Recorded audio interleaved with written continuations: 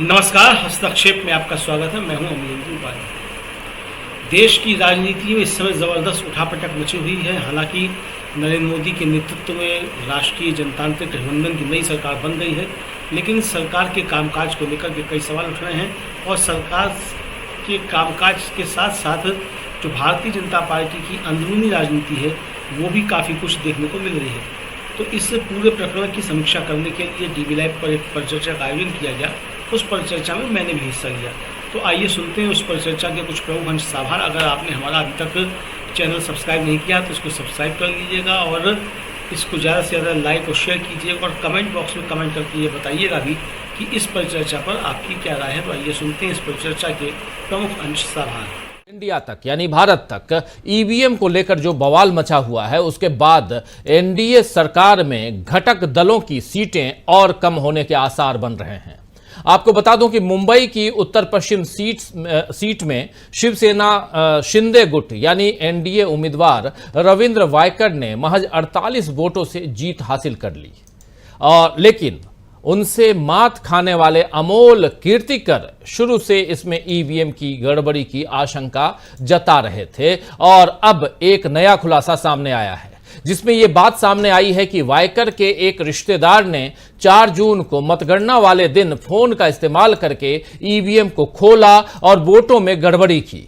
बात की गंभीरता का अंदाजा इसी से लगाया जा सकता है दोस्तों कि पुलिस ने भी इसमें मामला दर्ज कर लिया, यानी एफआईआर दर्ज कर ली है। और कांग्रेस ने इस पर ट्वीट किया है और ईवीएम से जुड़ा एक गंभीर मामला, और कांग्रेस ने जो ट्वीट किया है पहले उसको लेके आते हैं, उसके बाद फिर चर्चा आगे बढ़ाते हैं। कांग्रेस लिख रही है कि ईवीएम से जुड़ा एक गंभीर मामला सामने आया है। मुंबई ये लिख रही है, मुंबई में एनडीए के कैंडिडेट रविंद्र वायकर के रिश्तेदार का मोबाइल फोन ईवीएम से जुड़ा था। एनडीए के इस कैंडिडेट की जीत सिर्फ 48 वोट से हुई है। ऐसे में सवाल है कि आखिर एनडीए के कैंडिडेट के रिश्तेदार का मोबाइल ईवीएम से क्यों जुड़ा था? जहां वोटों की गिनती हो रही थी वहां मोबाइल फोन कैसे पहुंचा? सवाल कई हैं जो संशय पैदा करते हैं। चुनाव आयोग को स्पष्टीकरण देना चाहिए। चुनाव आयोग से तो कांग्रेस, ये जो बात है, चुनाव आयोग को स्पष्टीकरण देना चाहिए। और यहीं से दोस्तों एक बात साफ साफ समझ में आती है,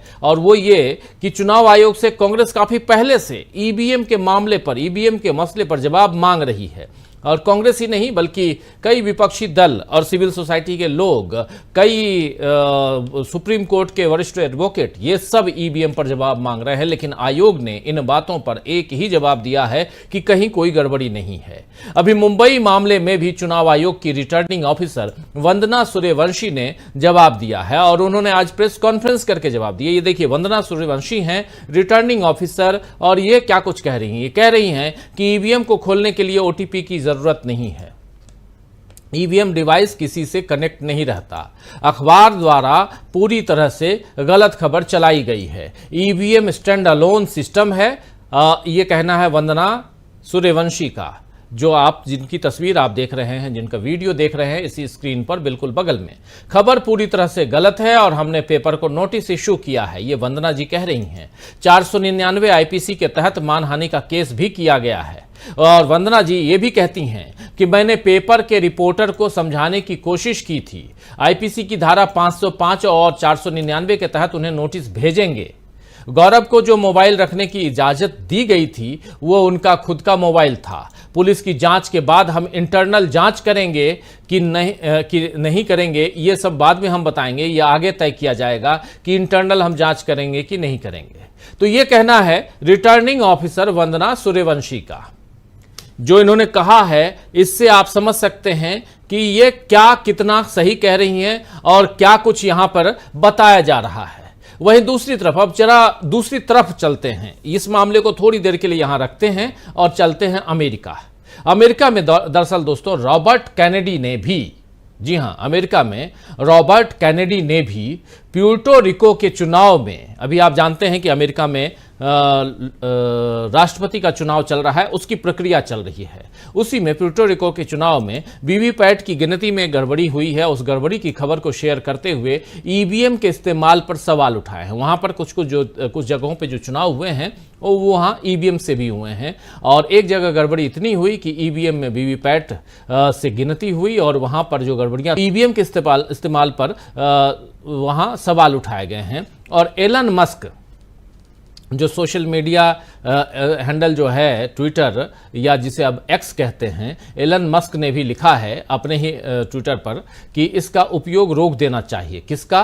तो ईवीएम का उपयोग पूरी तरह से रोक देना चाहिए। और ये जब लिखा एलन मस्क ने तो बीजेपी की तिलमिलाहट सामने आ गई। राजीव चंद्रशेखर, पूर्व केंद्रीय मंत्री, उन्होंने तो अनाप शनाप तक कह दिया एलन मस्क को।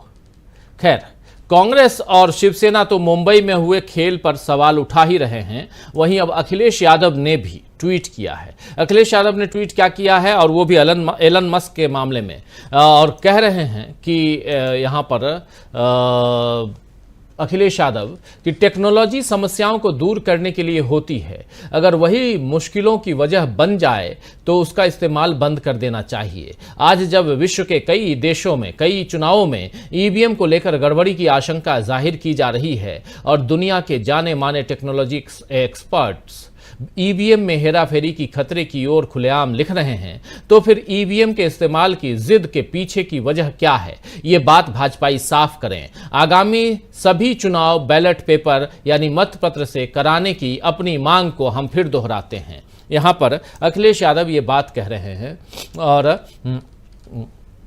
कह रहे हैं कि ईवीएम को खत्म कर देना चाहिए। और इसके अलावा अखिलेश यादव ने ये भी कहा है कि यही बात समाजवादी पार्टी और हमारे देश का संपूर्ण विपक्ष और मतदाता न जाने कितने वर्षों से बोल रहा है। प्रबुद्ध वर्ग इस मांग के साथ आंदोलनरत है, लेकिन सत्ताधीश की चुप्पी से संवैधानिक संस्थाएं ईवीएम के मुद्दे पर निर्णय देकर पटाक्षेप करने में अब तक असहाय नजर आई हैं। ईवीएम के मुद्दे पर सरकार की चुप्पी के बावजूद पटाक्षेप करने यानी पर्दे को गिराने में नाकामी मिली है, ये अखिलेश कह रहे हैं। दोस्तों, ईवीएम का मुद्दा इस समय जिस तरह फिर से तूल पकड़ चुका है, उससे अब एनडीए मुश्किल में दिखाई दे रहा है, ये साफ है। और क्योंकि बीजेपी की सीट कम होने का मतलब है उसकी कमजोर नींव पर एक और चोट लगना, प्रहार होना। बीजेपी ले देकर किसी तरह सत्ता में बनी रहेगी, ये दिखाई देता है आज की तारीख में। लेकिन उस पर और संवैधानिक संस्थाओं पर जो भरोसे का और विश्वसनीयता का संकट कायम है, क्या उसके बाद वो विपक्ष को सवाल उठाने से रोक पाएगी? ये एक बड़ा सवाल है। क्या मोदी अपना कार्यकाल पूरा कर पाएंगे? ये भी एक बड़ा सवाल है। और इन सवालों के बीच राहुल गांधी का ट्वीट भी बहुत मायने रखता है। राहुल गांधी ने ट्वीट किया इसी ईवीएम के मसले पे, लाइए जरा स्क्रीन पर। राहुल गांधी साफ लिख रहे हैं कि भारत में ईवीएम एक ब्लैक बॉक्स है और किसी को भी उनकी जांच करने की अनुमति नहीं है। हमारी चुनावी प्रक्रिया में पारदर्शिता को लेकर गंभीर चिंता व्यक्त की जा रही है। जब संस्थानों में जवाबदेही की कमी हो जाती है तो लोकतंत्र एक दिखावा बन जाता है और धोखाधड़ी का शिकार हो जाता है। देखिए कितनी बड़ी बात यहाँ पर राहुल गांधी लिख रहे हैं, कह रहे हैं कि जब संस्थानों में जवाबदेही की कमी हो जाती है तो लोकतंत्र एक दिखावा बन जाता है और धोखाधड़ी का शिकार हो जाता है। कौन शिकार होता है? लोकतंत्र हो जाता है शिकार। और इसीलिए यहाँ पर यह महत्वपूर्ण बात आती है कि आखिर इस लोकतंत्र को बचा के कैसे रखे। वंदना सूर्यवंशी ने अपनी बात तो रख दी कि यहां कोई भी गड़बड़ी नहीं है, लेकिन क्या जनता इस बात पर विश्वास करेगी? यह सबसे बड़ा सवाल है। और इन सवालों के बीच क्या मोदी अपना कार्यकाल इन तमाम सवालों के बीच घिरते हुए पूरा कर पाएंगे? यह और भी बड़ा सवाल है। विपक्ष को सवाल उठाने से क्या मोदी सरकार रोक पाएगी? यह भी एक सवाल है। चलिए इन सवालों का जवाब ढूंढने की कोशिश करते हैं। हमारे साथ कुछ वरिष्ठ साथी जुड़े हुए हैं, पहले उनसे आपका परिचय करवाऊंगा और उसके बाद आगे बढ़ेंगे। लेकिन आगे बढ़ें उससे पहले जरा मैं चाहूंगा कि प्रियंका चतुर्वेदी ने इसी मसले पर जो वीडियो अभी से थोड़ी देर पहले जारी किया था उसको जरा स्क्रीन पर ले आइए। प्रियंका चतुर्वेदी शिवसेना उद्धव गुट से सांसद हैं, राज्यसभा की सांसद हैं, लेकिन यहां मामला सिर्फ ईवीएम का नहीं है दोस्तों। एनडीए सरकार को बड़ा झटका और पलटे की बाजी हम जो लिख रहे हैं इसके क्या मायने हैं ये भी हम समझेंगे, लेकिन पहले ईवीएम से होते हुए इस देश की राजनीति और राजनीति में अगला सप्ताह क्यों बहुत ज्यादा महत्वपूर्ण है, क्यों एनडीए के दो सहयोगी दो राह पर नजर आते हैं, चाहे वो नीतीश कुमार हों, चाहे वो टीडीपी के चंद्रबाबू नायडू हों, और कैसे संसद भवन के अंदर अब घमासान होने जा रहा है और वहां से भी नरेंद्र मोदी बहुत फंसे हुए नजर आते हैं। पहले प्रियंका चतुर्वेदी को सुनिए। नमस्कार। आज इलेक्शन को लेकर एक और गंभीर आरोप सामने आया है इन्वेस्टिगेशन के माध्यम से, जो पुलिस स्टेशन इन्वेस्टिगेशन कर रही है एक एफआईआर को लेकर। हाल ही में जब 4 जून को चुनाव हुए थे तो मुंबई नॉर्थ वेस्ट कॉन्स्टिट्यूंसी में हमारे उम्मीदवार, महाविकास अघाड़ी के उम्मीदवार अमोल गजानन कीर्तिकर जी को घोषित किया गया था कि वो हार गए हैं 48 वोट से, और जो विजयी घोषित किए गए थे वो रविंद्र वाइकर हैं, जो एक शिवसेना उद्धव बाला साहेब ठाकरे जी की पार्टी से गद्दारी कर शिंदे पक्ष में गए थे। हाल ही में पक्ष में गए थे क्योंकि उनको ईडी और सीबीआई का डर था, उनको जेल जाने का डर था, और उसी के चलते उन्होंने एकनाथ शिंदे का हाथ थामा था और उनको उम्मीदवारी घोषित की गई थी महायुति की तरफ से। जब वोट काउंटिंग शुरू हुई, प्रक्रिया शुरू हुई, वोट काउंटिंग में उनको अमोल कीर्तिकर जी लीड कर रहे थे, यहां तक कि 2200 वोट से उनको विनर डिक्लेयर कर दिया था। फिर बाद में उन्होंने रिकाउंटिंग रविंद्र वाइकर ने मांगी। 2 बार रिकाउंटिंग के बाद अचानक से ही खबर आती है कि 48 वोट से रविंद्र वाइकर जी की जीत हुई है। फिर बाद में चौंकाने वाली बातें सामने आई।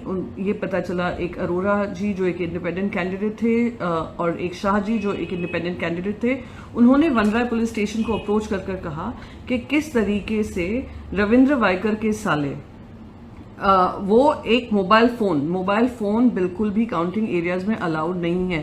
3 लेवल ऑफ सिक्योरिटी हैं और किसी को भी ये अनुमति नहीं दी गई है कि वो मोबाइल फोन्स लेकर जाएं, और वो मोबाइल फोन लेकर गए थे। इसको लेकर उन्होंने कंप्लेन की थी पुलिस स्टेशन पर, वनराय पुलिस स्टेशन पर।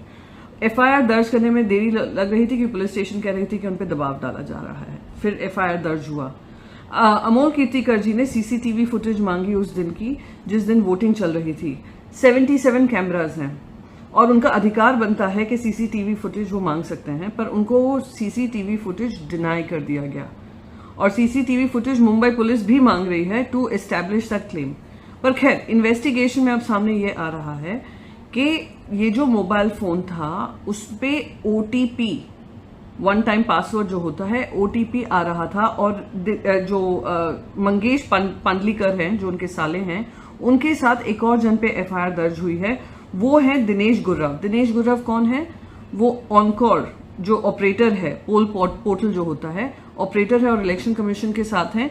ये दोनों का नाम आ रहा है कि ये दोनों साथ में मिलकर काम कर रहे थे और ओटीपी उनके हाथ पे आ रहा था और वो उसके माध्यम से पोस्टल बैलेट्स की हेराफेरी हुई है। तो क्या ये गंभीर चीज नहीं है? क्या ये सब चीज का संज्ञान लेकर इलेक्शन कमीशन को ये जो रिजल्ट डिक्लेयर किया है उसको ऑन होल्ड नहीं रख देना चाहिए? क्या इलेक्शन कमीशन की जिम्मेदारी नहीं बनती है कि अगर हम फ्री एंड फेयर निष्पक्ष चुनाव की बात करते हैं तो अगर इस तरीके की इन्वेस्टिगेशन, और वो भी मुंबई पुलिस में, यहाँ पे कुछ भी अपना नहीं बोल रही हूँ, मुंबई पुलिस की इन्वेस्टिगेशन बता रही है, तो इस पर कार्रवाई होनी चाहिए। क्या ये सही होगा कि अभी तक जो कंट्रोवर्सी चल रही है इन्वेस्टिगेशन के जो दायरे में है और एक जीता हुए कैंडिडेट को आपने हरा दिया, 48 वोट से हरा दिया, क्या उसकी इन्वेस्टिगेशन खत्म ना होने तक क्या रविंद्र वाइकर को ओथ लेना लाजमी होगा?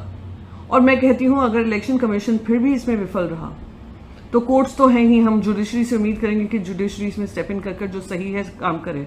जैसे कि चंडीगढ़ का जो मेयर चुनाव हुआ था सीसीटीवी के, तो चंडीगढ़ का मेयर, इसकी बात यहां हो रही थी। और ये हैं प्रियंका चतुर्वेदी। हमारे साथ 3 साथी मौजूद हैं। राहुल लाल जी मौजूद हैं, नवेंदु जी मौजूद हैं और मौजूद हैं अमलेंदु उपाध्याय जी। आप सभी का स्वागत इस्तकबाल है। स्वागत इस्तकबाल आप तमाम दोस्त, साथी, शुभचिंतक आप सबका जो अब तक जुड़ चुके हैं, जो जुड़ने वाले हैं इस कार्यक्रम में। और सबसे बड़ी बात यहां पर कि क्या ईवीएम के सहारे बनी है ये सरकार, एक बड़ा सवाल यहां पैदा होता है।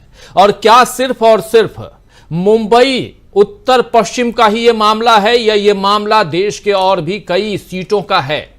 ये एक बड़ा सवाल यहां पैदा होता है। सवाल यह भी पैदा होता है कि आखिर ट्रांसपेरेंसी यानी पारदर्शिता की गुंजाइश क्यों नहीं रखी जा रही है, और इस पारदर्शिता को क्या इस देश की जनता डिमांड इसकी नहीं कर सकती? क्या इस देश के वोटर्स को यह अधिकार नहीं है कि उनका वोट कहां जा रहा है? ये सारे सवाल हैं, लेकिन जो सवाल यहां खड़े हो रहे हैं और जो बात कह रही हैं प्रियंका चतुर्वेदी, या जो बात कह रहे हैं राहुल गांधी, या जो बात कह रहे हैं एलन मस्क, या जो बात कह रहे हैं अखिलेश यादव, कांग्रेस पार्टी और तमाम दूसरे दलों के नेता जो बात कह रहे हैं, उसके क्या मायने निकाले जाएं? क्या यहां समझा जाए कि ये जो चुनाव है हेर फेर करके बीजेपी सत्ता पर आसीन हुई है, एनडीए सत्ता पर काबिज हुई है, ये माना जाए?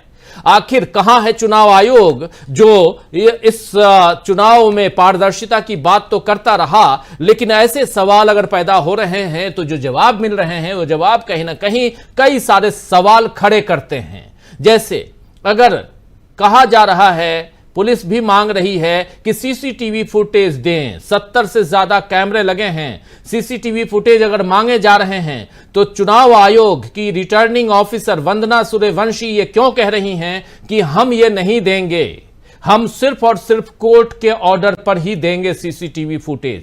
चलिए, कोर्ट में भी यह मामला जाएगा, यह तय मानिए, लेकिन क्या यहां से एनडीए सरकार को, नरेंद्र मोदी को बड़ा झटका लग सकता है? क्या बाजी पलट सकती है? इन्हीं सवालों का जवाब ढूंढने की कोशिश करते हैं। हमारे साथ तीनों साथी मौजूद हैं, थोड़ी देर में दो एक साथी और जुड़ेंगे, उन सबसे भी आपका परिचय करवाऊंगा।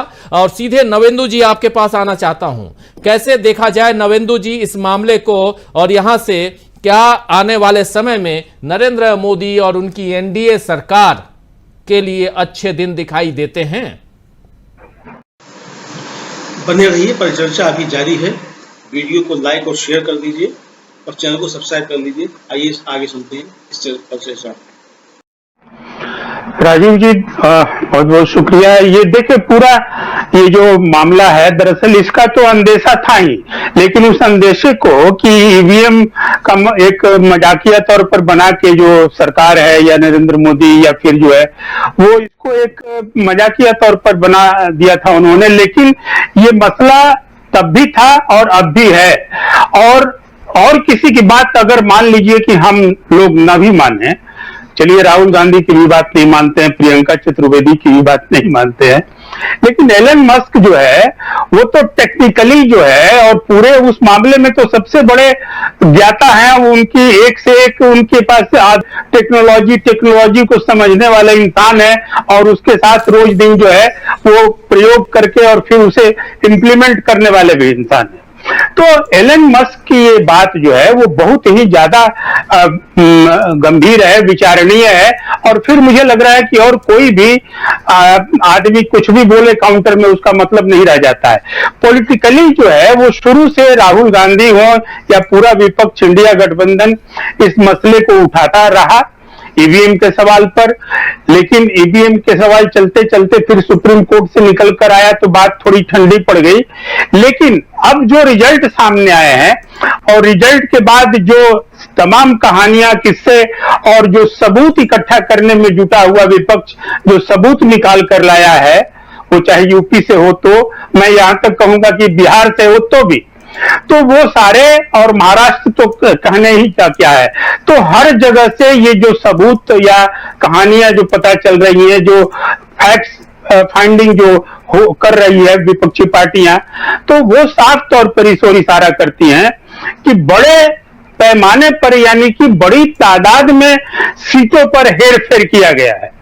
और एक तो मैं एक किसी एक्सपर्ट का ही नाम मुझे नहीं याद आ रहा है, शायद वो सुप्रीम कोर्ट में जो ईवीएम के जो सवाल पर याचिका लेकर गए थे, तो महमूद प्राचा, तो उनको मैं सुन रहा था तो वो बता रहे थे कि साहब वो तो लगभग 110 सीटों पर ऐसी सीटें हैं जो कि सीधे सीधे जो है वो धांधली हुई है, या तो काउंटिंग के स्तर पर हुई है ईवीएम के स्तर पर हुई है।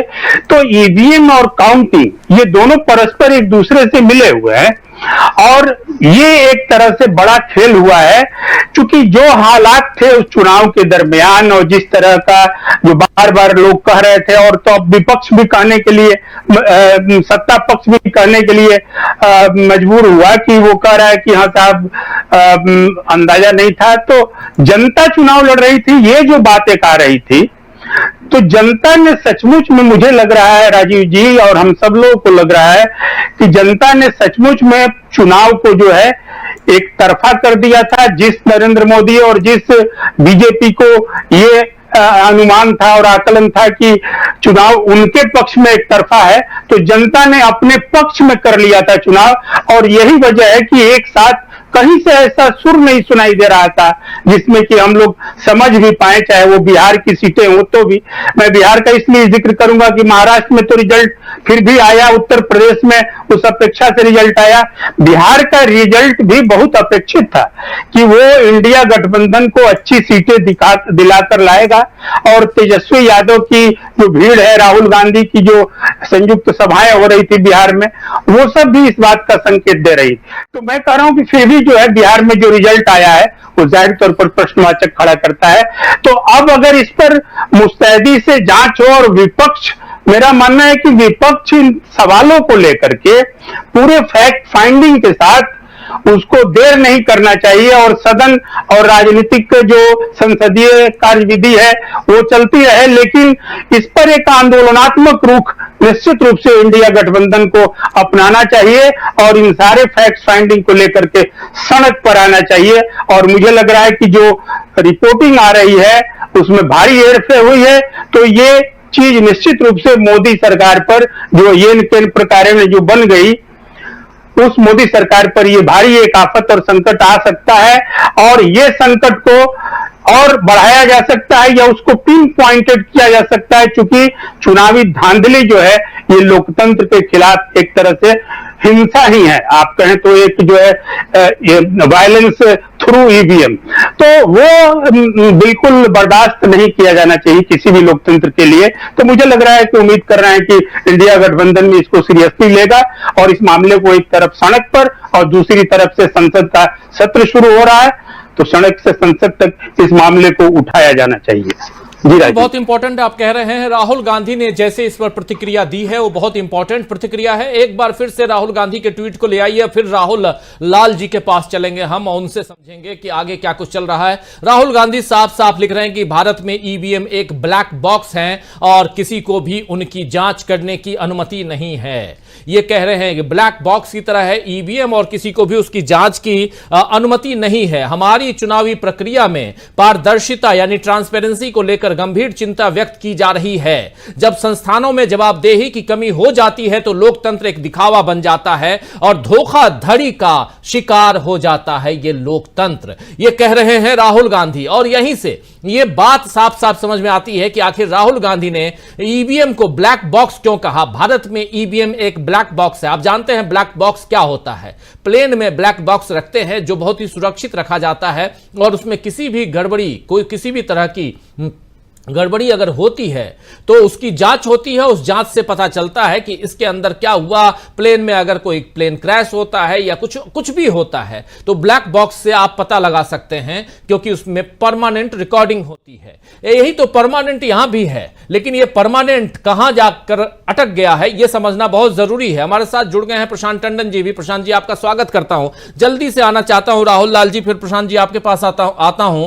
और यहां समझना बहुत जरूरी है ईवीएम के जरिए क्या यह सरकार चल रही है, और यहां से यह भी समझना जरूरी है कि आखिर क्या यह जो मामला एक मामला है, लेकिन यहां पर रिटर्निंग ऑफिसर वंदना सूर्यवंशी की जो प्रेस कॉन्फ्रेंस हुई है और वंदना जी जो बात कह रही हैं इसके बहुत मायने हैं। वंदना जी ने जो कहा है एक बार पढ़ के सुना देना चाहता हूं, और वो साफ साफ कह रही हैं वंदना जी, बट ऑब्वियस है कि वो बातों को या जो कुछ उनके ऊपर आरोप है उसको वो नकारेंगी, और नकारते हुए कह रही हैं कि ईवीएम को खोलने के लिए ओटीपी की जरूरत नहीं होती, ईवीएम डिवाइस किसी से कनेक्ट नहीं रहता।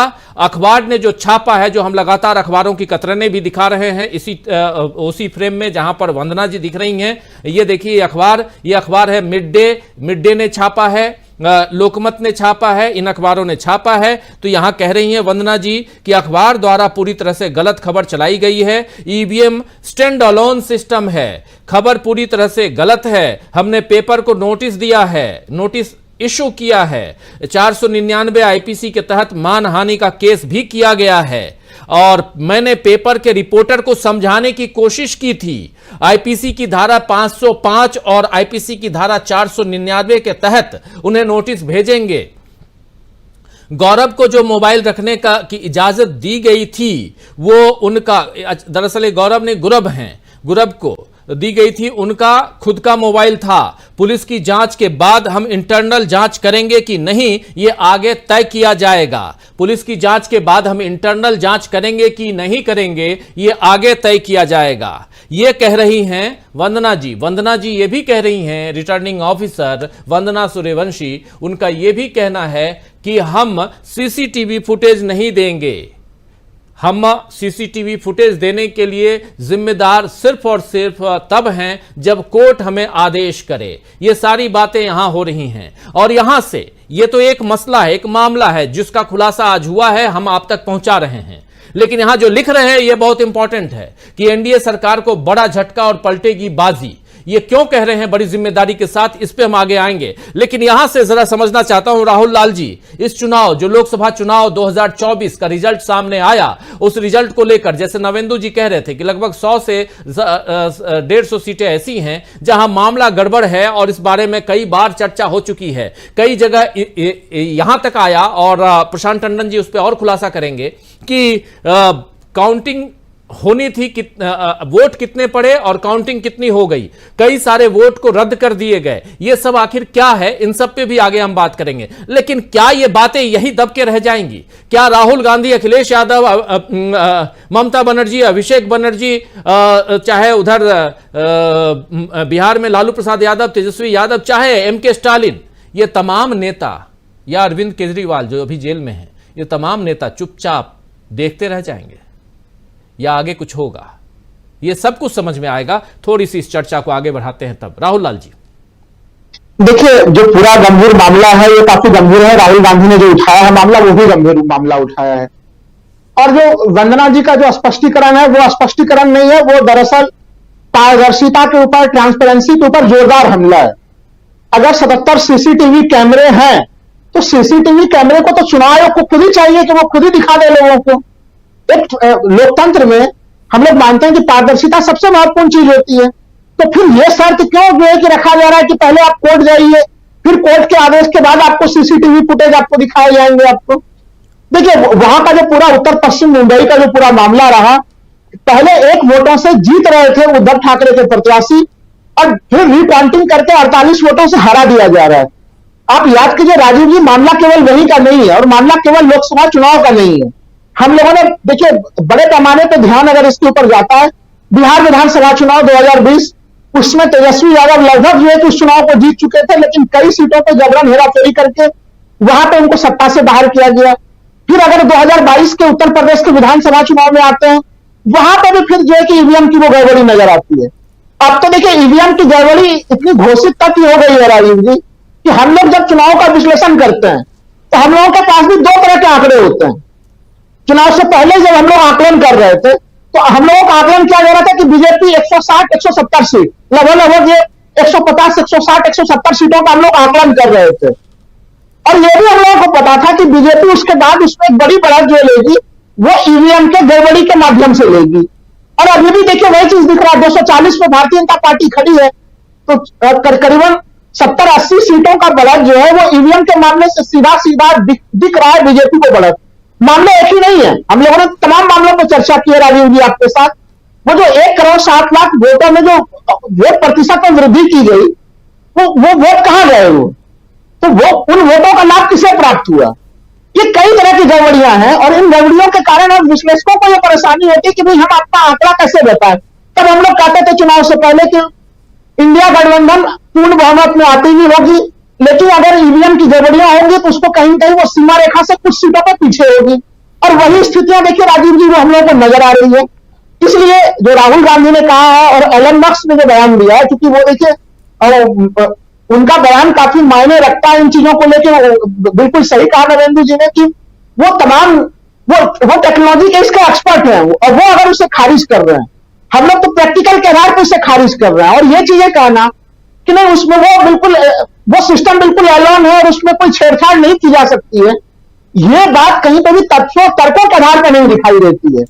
इसलिए अब तो ये समय आ चुका है राजीव जी कि तमाम दल उसके साथ एकजुट होकर खड़े हो, चूंकि ये स्थितियां तब तो फिर ऐसी स्थिति होगी कि भारत में फिर स्वतंत्र और निष्पक्ष चुनाव केवल एक सपने वाली स्थिति रह जाएगी। आप सोच के देखिए कि जो पूरा लोकसभा चुनाव बीत गया, कितना लंबा पीरियड का लोकसभा का चुनाव हुआ, अब तो चुनाव आचार संहिता जैसे मामले बचे ही नहीं। जैसे लगता है कि मॉडल कोड ऑफ कंडक्ट नामक कोई चीज बची ही नहीं इस देश में, क्योंकि अब मॉडल कोड ऑफ कंडक्ट पर कौन चर्चा करेगा। यहाँ पर स्वतंत्र और निष्पक्ष तौर पर वोटिंग होना मुश्किल होगी। आपको देखिए, आपको मुझे अभी भी याद है वोटिंग के दिन जब वहां पे वोटिंग से पहले जौनपुर में जब चुनाव हुए थे, इलेक्शन कमीशन के स्पष्ट निर्देश थे। हालांकि ठीक है समाजवादी पार्टी जीत गई, लेकिन जब निर्देश ये था कि जो ईवीएम मशीन, जो रिजर्व वाले ईवीएम मशीन है, वो काउंटिंग वाले एरिया में नहीं रखे जाएंगे, उसका अलग जगह पे डिस्पोजल होगा उसका। फिर भी उस ईवीएम की गाड़ी देर रात वहां पे आ रही थी। फर्रुखाबाद में काउंटिंग के दिन हम लोगों ने देखा, जयपुर ग्रामीण में देखा। मतलब भारत में इस तरह के कम से कम आप अगर जोड़े उस दिन का इंसिडेंट अगर काउंटिंग के दिन राजीव जी, जहां पे विवाद हो रहे थे सत्ता पक्ष और विपक्ष के बीच में, तो वो जगह ही कम से कम 70-80 स्पॉट्स हम लोग को दिखाई दे रहेंगे जहां बेईमानी होने के पूर्णतः स्पष्ट संकेत चुनाव के दिन भी नजर आ रहे थे। तो वो तो फिर परिणाम में होना ही था। तो ईवीएम और ईवीएम से पहले अगर याद करें प्रथम चरण के चुनाव से ही, केवल एक आखिरी पंक्ति कहूंगा कि पहले तो पुलिस प्रशासन का दुरुपयोग करना कि जहां पे इंडिया अलायंस के लोग ज्यादा वोटिंग दे रहे हो, उनको वोट देने के लिए वोटिंग स्थान पर पहुंचना एक कठिन चीज करना। इलेक्शन कमीशन का काम क्या था कि ज्यादा से ज्यादा लोगों को वोटिंग स्थान पर पहुंचाना कि लोग ज्यादा से ज्यादा वोट डाल पाए। लेकिन हम लोगों ने क्या देखा यहाँ पे कि पुलिस लाठीचार्ज कर रही थी। तो देखिए, एक वो गड़बड़ी, ईवीएम की गड़बड़ी, काउंटिंग की गड़बड़ी, ये तमाम गड़बड़ियों के बावजूद इंडिया अलायंस के नंबर है। अगर ये गड़बड़ियां नहीं होती तो इंडिया अलायंस प्रचंड बहुमत के साथ आज सरकार बना रही होती, उसे किसी प्रतीक्षा की जरूरत ही नहीं पड़ती राजीव जी। हमें नहीं उम्मीद है कि ये गड़बड़ियां होती तो फिर भारतीय जनता पार्टी तो कम से कम मैं उसे अभी भी 160-170 ईमानदारी के स्तर पर अगर हम लोग मूल्यांकन करें तो बीजेपी उसे 160-170 के लायक की योग्यता रखती है राजीव जी। बिल्कुल आप सही कह रहे हैं। और ईवीएम का मामला एक बार फिर से सामने आया है। प्रधानमंत्री नरेंद्र मोदी ने कहा था कि ईवीएम जिंदा है या मर गया। आप याद कीजिए नरेंद्र मोदी का वो भाषण, अगर याद नहीं है तो एक बार सुना देता हूं। और फिर आते हैं प्रशांत टंडन जी के पास। और समझना यहां जरूरी है कि आखिर वो किस अहंकार, क्या वो अहंकार था या वो कॉन्फिडेंस था नरेंद्र मोदी का, जिसमें वो कह रहे थे कि ईवीएम जिंदा है या मर गया। हालांकि मर गई होना चाहिए, लेकिन खैर स्त्रीलिंग पुल्लिंग या यहां हम हिंदी सुधारने के लिए नहीं बैठे हैं। लेकिन इंपॉर्टेंट मामला यहां पर यही है कि नरेंद्र मोदी किस अहंकार में ये बात कह रहे थे। क्या नरेंद्र मोदी ये जानते थे कि ईवीएम की सेटिंग हो चुकी है? क्या नरेंद्र मोदी इस देश के मतदाताओं को इतना भरोसा दिलाएंगे कि यहां चुनाव बिल्कुल निष्पक्ष हुआ है, पारदर्शी है और यहां कोई गड़बड़ी नहीं है? देश के प्रधानमंत्री है, उम्मीद तो उनसे की जा सकती है। सुनिए जरा नरेंद्र मोदी जी को। मैं तो अपने काम में कुछ व्यस्त था, बाद में फोन आना शुरू हो गए, तो मैंने किसी को पूछा यार ये तो ठीक है आंकड़े वांकड़े, तो मुझे ये बताओ कि ईवीएम जिंदा है कि मर गया?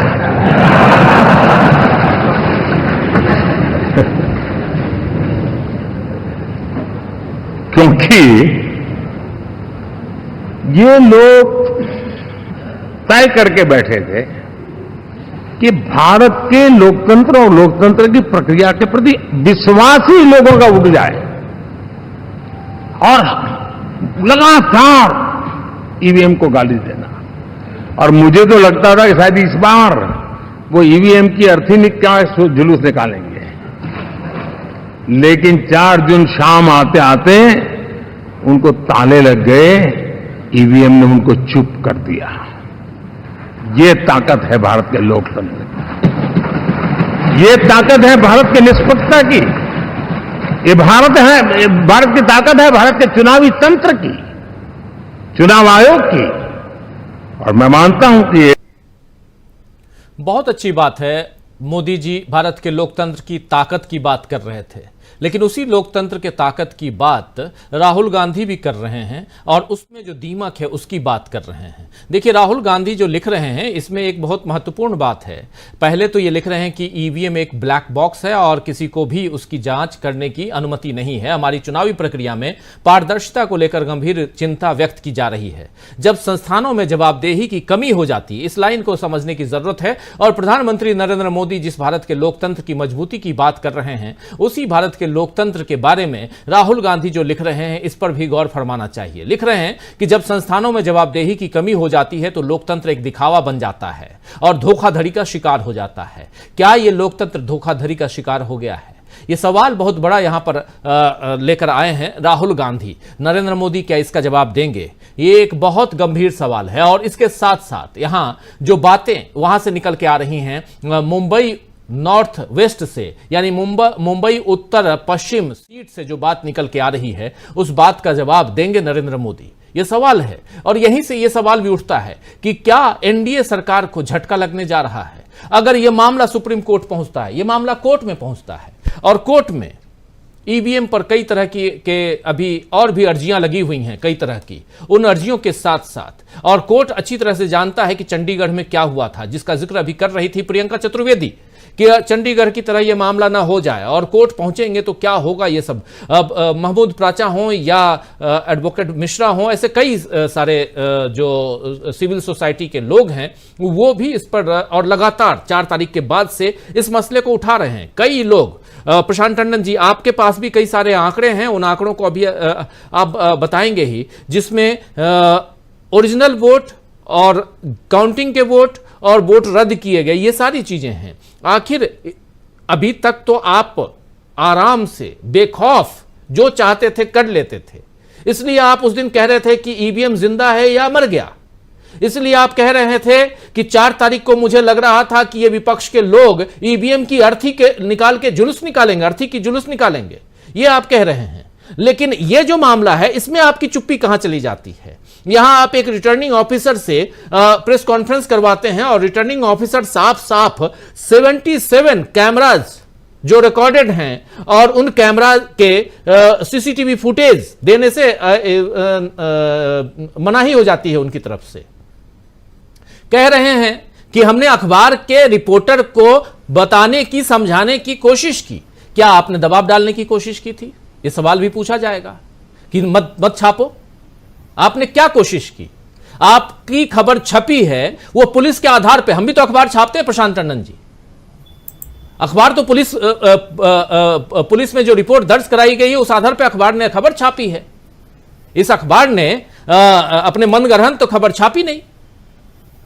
3600 केस ऐसे होते रहते हैं, 499, 500, 502, 505, ये आईपीसी की अलग अलग धाराओं पे होते रहते हैं, होते रहे। लेकिन अगर पुलिस फाइल में है ये केस तो इस केस पर चर्चा क्यों नहीं होनी चाहिए? अगर एफआईआर दर्ज है तो इस पर चर्चा क्यों नहीं होनी चाहिए? उसके बाद आप जो पीसी कर रही हैं वो कहीं ना कहीं वो धमकाने वाले अंदाज में आप कर रही हैं। ये साफ दिख रहा है कि आप कह रही हैं कि हमने प्रेस रिपोर्टर को समझाने की कोशिश की। क्या समझाने की कोशिश की थी आपने? ये भी बताइए कि ये खबर मत छापो। तो बहुत सारे सवाल यहां उठते हैं प्रशांत टंडन जी, और इन सवालों के साथ फिर एक बड़ा सवाल यह आता है सामने कि क्या एनडीए को बड़ा झटका यहां से लगता हुआ दिखाई देता है? प्रशांत जी देखिए राजीव जी, मोदी जी को तो मेरी सलाह ये है, सुझाव है कि बीजेपी पार्लियामेंट्री पार्टी का इलेक्शन ईवीएम से करवा लें। ईवीएम वहां टेस्ट हो जाएगी, तो वहां पे ईवीएम क्यों नहीं आती है? एक बार सीक्रेट बैलेट करवा ले वहां पे ईवीएम से। बीजेपी भी, अभी बीजेपी पार्लियामेंट्री पार्टी का इलेक्शन नहीं हुआ, वो एनडीए के साथ क्लब कर दिया गया, एनडीए की पार्लियामेंट्री पार्टी के साथ। एक बार वहां ईवीएम को कसौटी पे रख ले, हम भी देखें इनका विश्वास कितना ईवीएम के प्रति। गारंटी के साथ कह सकता हूं राजीव जी, बीजेपी पार्लियामेंट्री पार्टी का इलेक्शन ईवीएम से नहीं करवाएंगे। वहां नहीं करवाएंगे। दूसरी बात देखिए, जो पर्टिकुलर मुंबई नॉर्थ वेस्ट का मामला है, पहले यहां आते हैं। एक कैंडिडेट 600 से ज्यादा वोटों से जीता हुआ है, उसकी जीत आप डिक्लेयर कर देते हैं, उसके बाद रीकाउंटिंग होती है, और उस रीकाउंटिंग के बीच में ये सारे वारदात जो रिपोर्ट हुए हैं वो आते हैं। तो प्रथम दृष्टया प्राइमा फेसी तो लगता है कि कुछ तो गड़बड़ है कि एक जीते हुए कैंडिडेट को आपने 28 वोटों से हरा दिया, 48 वोटों से, 48 वोटों से अगर आपने हरवा दिया उसको, तो इसका मतलब है कि कुछ, और उसके बीच में ये बातें आ रही हैं, तो प्रथम दृष्टया तो ये गड़बड़ का अंदेशा वहां दिखाई दे रहा है बहुत साफ साफ कि कुछ तो हुआ है। तो इसको आप डिनाई, इसको कोई अधिकारी प्रेस कॉन्फ्रेंस करके डिनाई नहीं कर सकता कि वहां कुछ नहीं हुआ। अगर वो नेचुरल वे में जीत जाते और बड़ा टफ कॉन्टेस्ट होता और 48 वोट से जीत जाते, तो हालांकि आश्चर्यजनक होता है, यहाँ पे तो राजस्थान में 1 वोट से भी हार जीत हुई है, लेकिन फिर भी उसको चलो समझा जाता है। लेकिन एक बार आप रिजल्ट डिक्लेयर कर चुके, फिर उस बीच एक व्यक्ति जो वहां पे रविंद्र वायकर का रिश्तेदार है, जो कि जीते हुए कैंडिडेट, जिताए हुए कैंडिडेट है, वो मोबाइल लेके जाता है वहां पे जिसकी की मनाही है। उसके मोबाइल पे खबरों के हिसाब से ओटीपी आता है। मैं उनका प्रेस वार्ता सुन नहीं पाया वंदना जी की, तो वो प्रेस वार्ता में वो क्या कह रही है, मतलब कि वो खारिज कर रही है सिरे से कि वो कोई ओटीपी नहीं आया उसके मोबाइल पे। अच्छा, तो वो साफ साफ खारिज कर रही हैं प्रशांत जी, और कह रही हैं कि ये स्टैंड अलोन है, ईवीएम ये किसी से जुड़ नहीं सकता, कोई ओटीपी नहीं आता है। साफ साफ उन्होंने कहा कोई ओटीपी नहीं आता है। नहीं राजीव जी, यहाँ पे 2 चीजें हैं। एक पोस्टल बैलेट का इलेक्ट्रॉनिक स्टोरेज है, और उसको खोलने के लिए उसका जो सॉफ्टवेयर है, उसको खोलने के लिए भी एनकोर उसका नाम है सॉफ्टवेयर का, तो वो एनकोर को खोलने के लिए भी ओटीपी की जरूरत है। तो वो ओटीपी कैंडिडेट के रिश्तेदार के मोबाइल फोन पे कैसे आया, ये प्रश्न है, क्योंकि रिपोर्ट हुआ, पुलिस के माध्यम से ये बात सामने आई है जी। पुलिस ने उनका मोबाइल सीज किया है, उसको फोरेंसिक लैब में भेजा है। हम सब जानते हैं कि हमारे बैंक अकाउंट से हमारे सोशल मीडिया अकाउंट में बहुत सारी चीजों को खोलने के लिए हमारे पास ओटीपी आता है। ओटीपी तभी आता है जब हमारा मोबाइल नंबर बैंक अकाउंट से कनेक्टेड है। तो ये कैसे हुआ कि जो काउंटिंग सिस्टम है, किसी प्रकार का काउंटिंग सिस्टम, ईवीएम है या पोस्टल बैलेट का इलेक्ट्रॉनिक काउंटिंग का पोर्टल है, उसका भी अगर ओटीपी किसी कैंडिडेट के रिश्तेदार के पास आ रहा और वो कैंडिडेट का रिश्तेदार काउंटिंग सेंटर में मोबाइल लेके मौजूद है, और ये आरोप है, ये इस अखबार में आया है, और अगर रिटर्निंग ऑफिसर कह रहे कि हम सीसीटीवी नहीं देंगे, तो इन आरोपों को परसेप्शन वाइज तो सही माना जाएगा। बिल्कुल, क्यों गलत माने इसको? और हम क्यों ये न माने कि जो मुंबई नॉर्थ वेस्ट में हुआ वो देश भर में 100 सीटों पे क्यों नहीं हुआ? जहां तक स्टैंड अलोन की बात है, ईवीएम स्टैंड अलोन जो कह रही हैं, शायद उन्होंने सुप्रीम कोर्ट में इलेक्शन कमीशन की जो वकील थे, इलेक्शन कमीशन के ऑफिसर वहां पे गए, उसको उन्होंने देखा नहीं। इलेक्शन कमीशन ने माना था सुप्रीम कोर्ट में कि ईवीएम स्टैंड अलोन नहीं है, ईवीएम कनेक्टेड है वीवीपैट से। वीवीपैट में ईसीआईएल या बीएल का कर्मचारी आता है और वो पार्टियों के सिंबल और डेटा और नाम और पार्टी का नाम और सिंबल डेटा वगैरह उसका डेटा अपने लैपटॉप से डालता है, एक एक्सटर्नल स्टोरेज से डालता है, तो स्टैंड अलोन कहां है? जब सब हर पोलिंग बूथ की एक मशीन पे एक कोई व्यक्ति जो कि इलेक्शन कमीशन का नहीं है, वो अपने लैपटॉप से या एक्सटर्नल स्टोरेज से कोई डेटा उसमें डाल रहा है, तो स्टैंड अलोन कहां है? तो ये तो बात उन्होंने लेकिन यहाँ बात ईवीएम की हो ही नहीं रही है। ये भी अभी आपने बताया, ये जो इलेक्ट्रॉनिकली स्टोर्ड है, जो पोस्टल बैलेट है, उसकी बात हो रही है। उसको खोलने के लिए ओटीपी की जरूरत है, और वहां उसके मोबाइल पे, गुरब के मोबाइल पे ओटीपी आता है, जो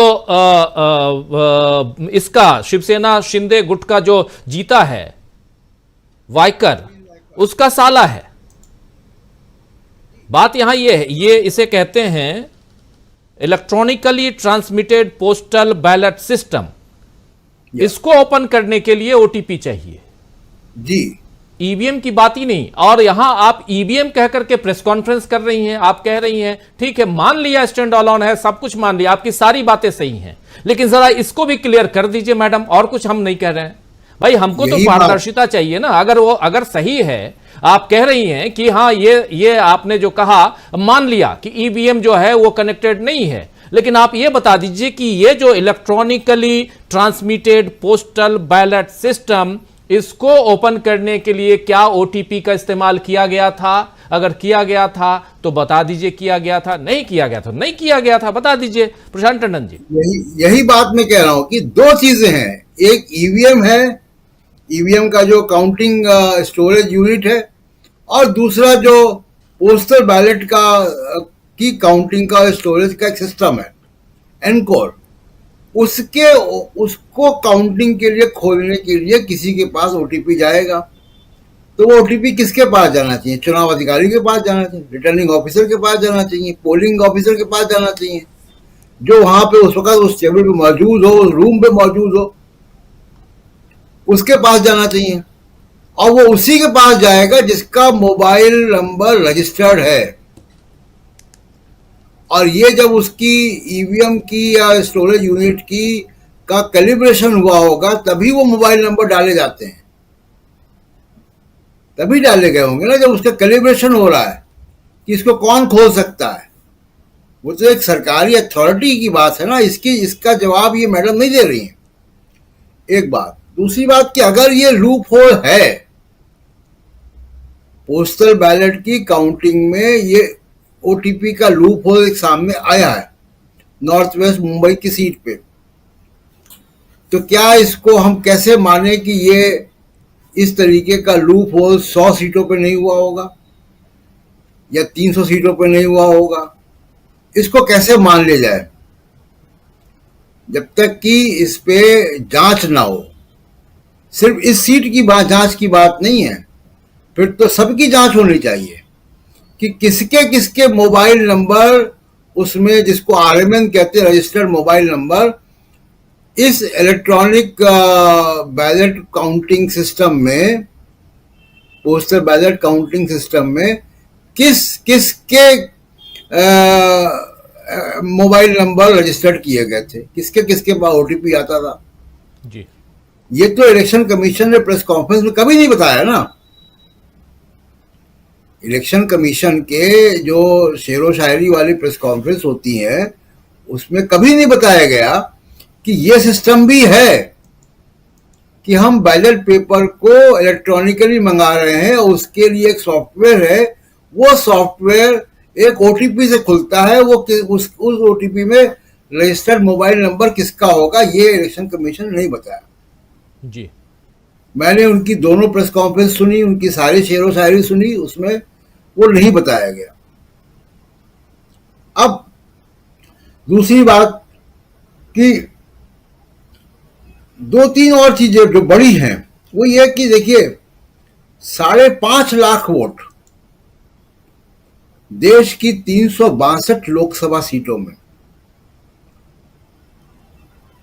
डिस्कार्ड कर दिए गए, यानी रिजेक्ट हो गए ईवीएम वोट्स। अब ये मैं बैलेट पेपर की बात नहीं कर रहा हूं, ये ईवीएम वोट से। ईवीएम वोट डिस्कार्ड कैसे हो सकता है?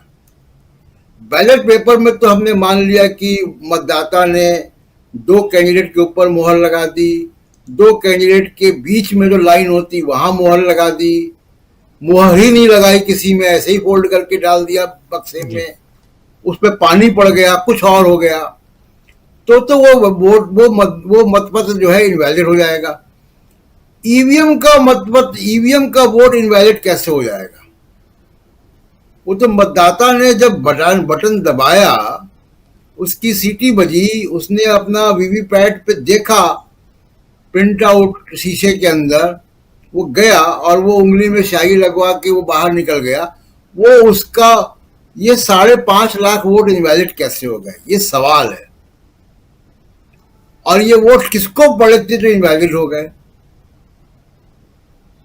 दूसरा, 35,000 सरप्लस वोट, 176 लोकसभा सीटों में 35,000 सरप्लस वोट, ये सब रिसर्च हो रही है और ये मीडिया के लोग रिसर्च कर रहे हैं।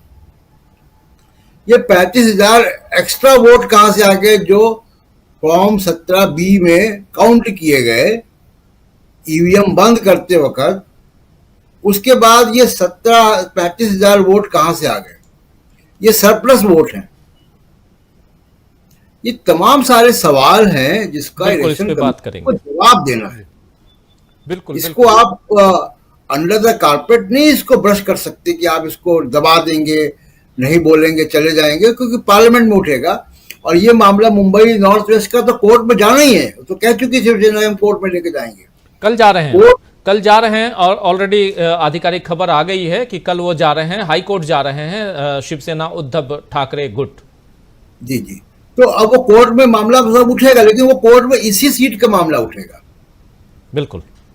मेरा सवाल ये कि अगर इस सीट में गड़बड़ है तो 200 और सीटों में गड़बड़ क्यों नहीं हो सकती है?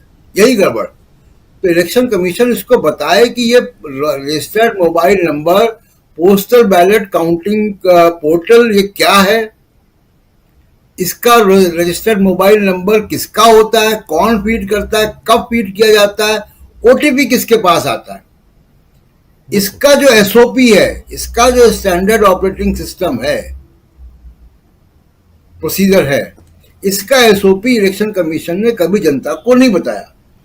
अब ये डिस्क्रिपेंसीज भी हैं, बहुत से और तरीके की रिसर्च आ रही है, बहुत से और तरीके की मामले उठ रहे हैं। मैं तो बहुत मोटा मोटा आपको ये मैंने बता दिया। अब इसमें मुझे जो ग्रेटर डिजाइन लगता है, देखिए, अब अगर ये कहो कि मोदी जी की अगर वो रोना रो रहे हैं तो 234 सीट इंडिया गठबंधन को मिली है, वो ऐसा नहीं हुआ कि बुरी तरह से हार गए और हार का रोना रो रहे हैं। वो 234 सीटें कांग्रेस 100 के लगभग सीटें लेकर आई है, उसके बाद वो ईवीएम का सवाल उठा रहे हैं।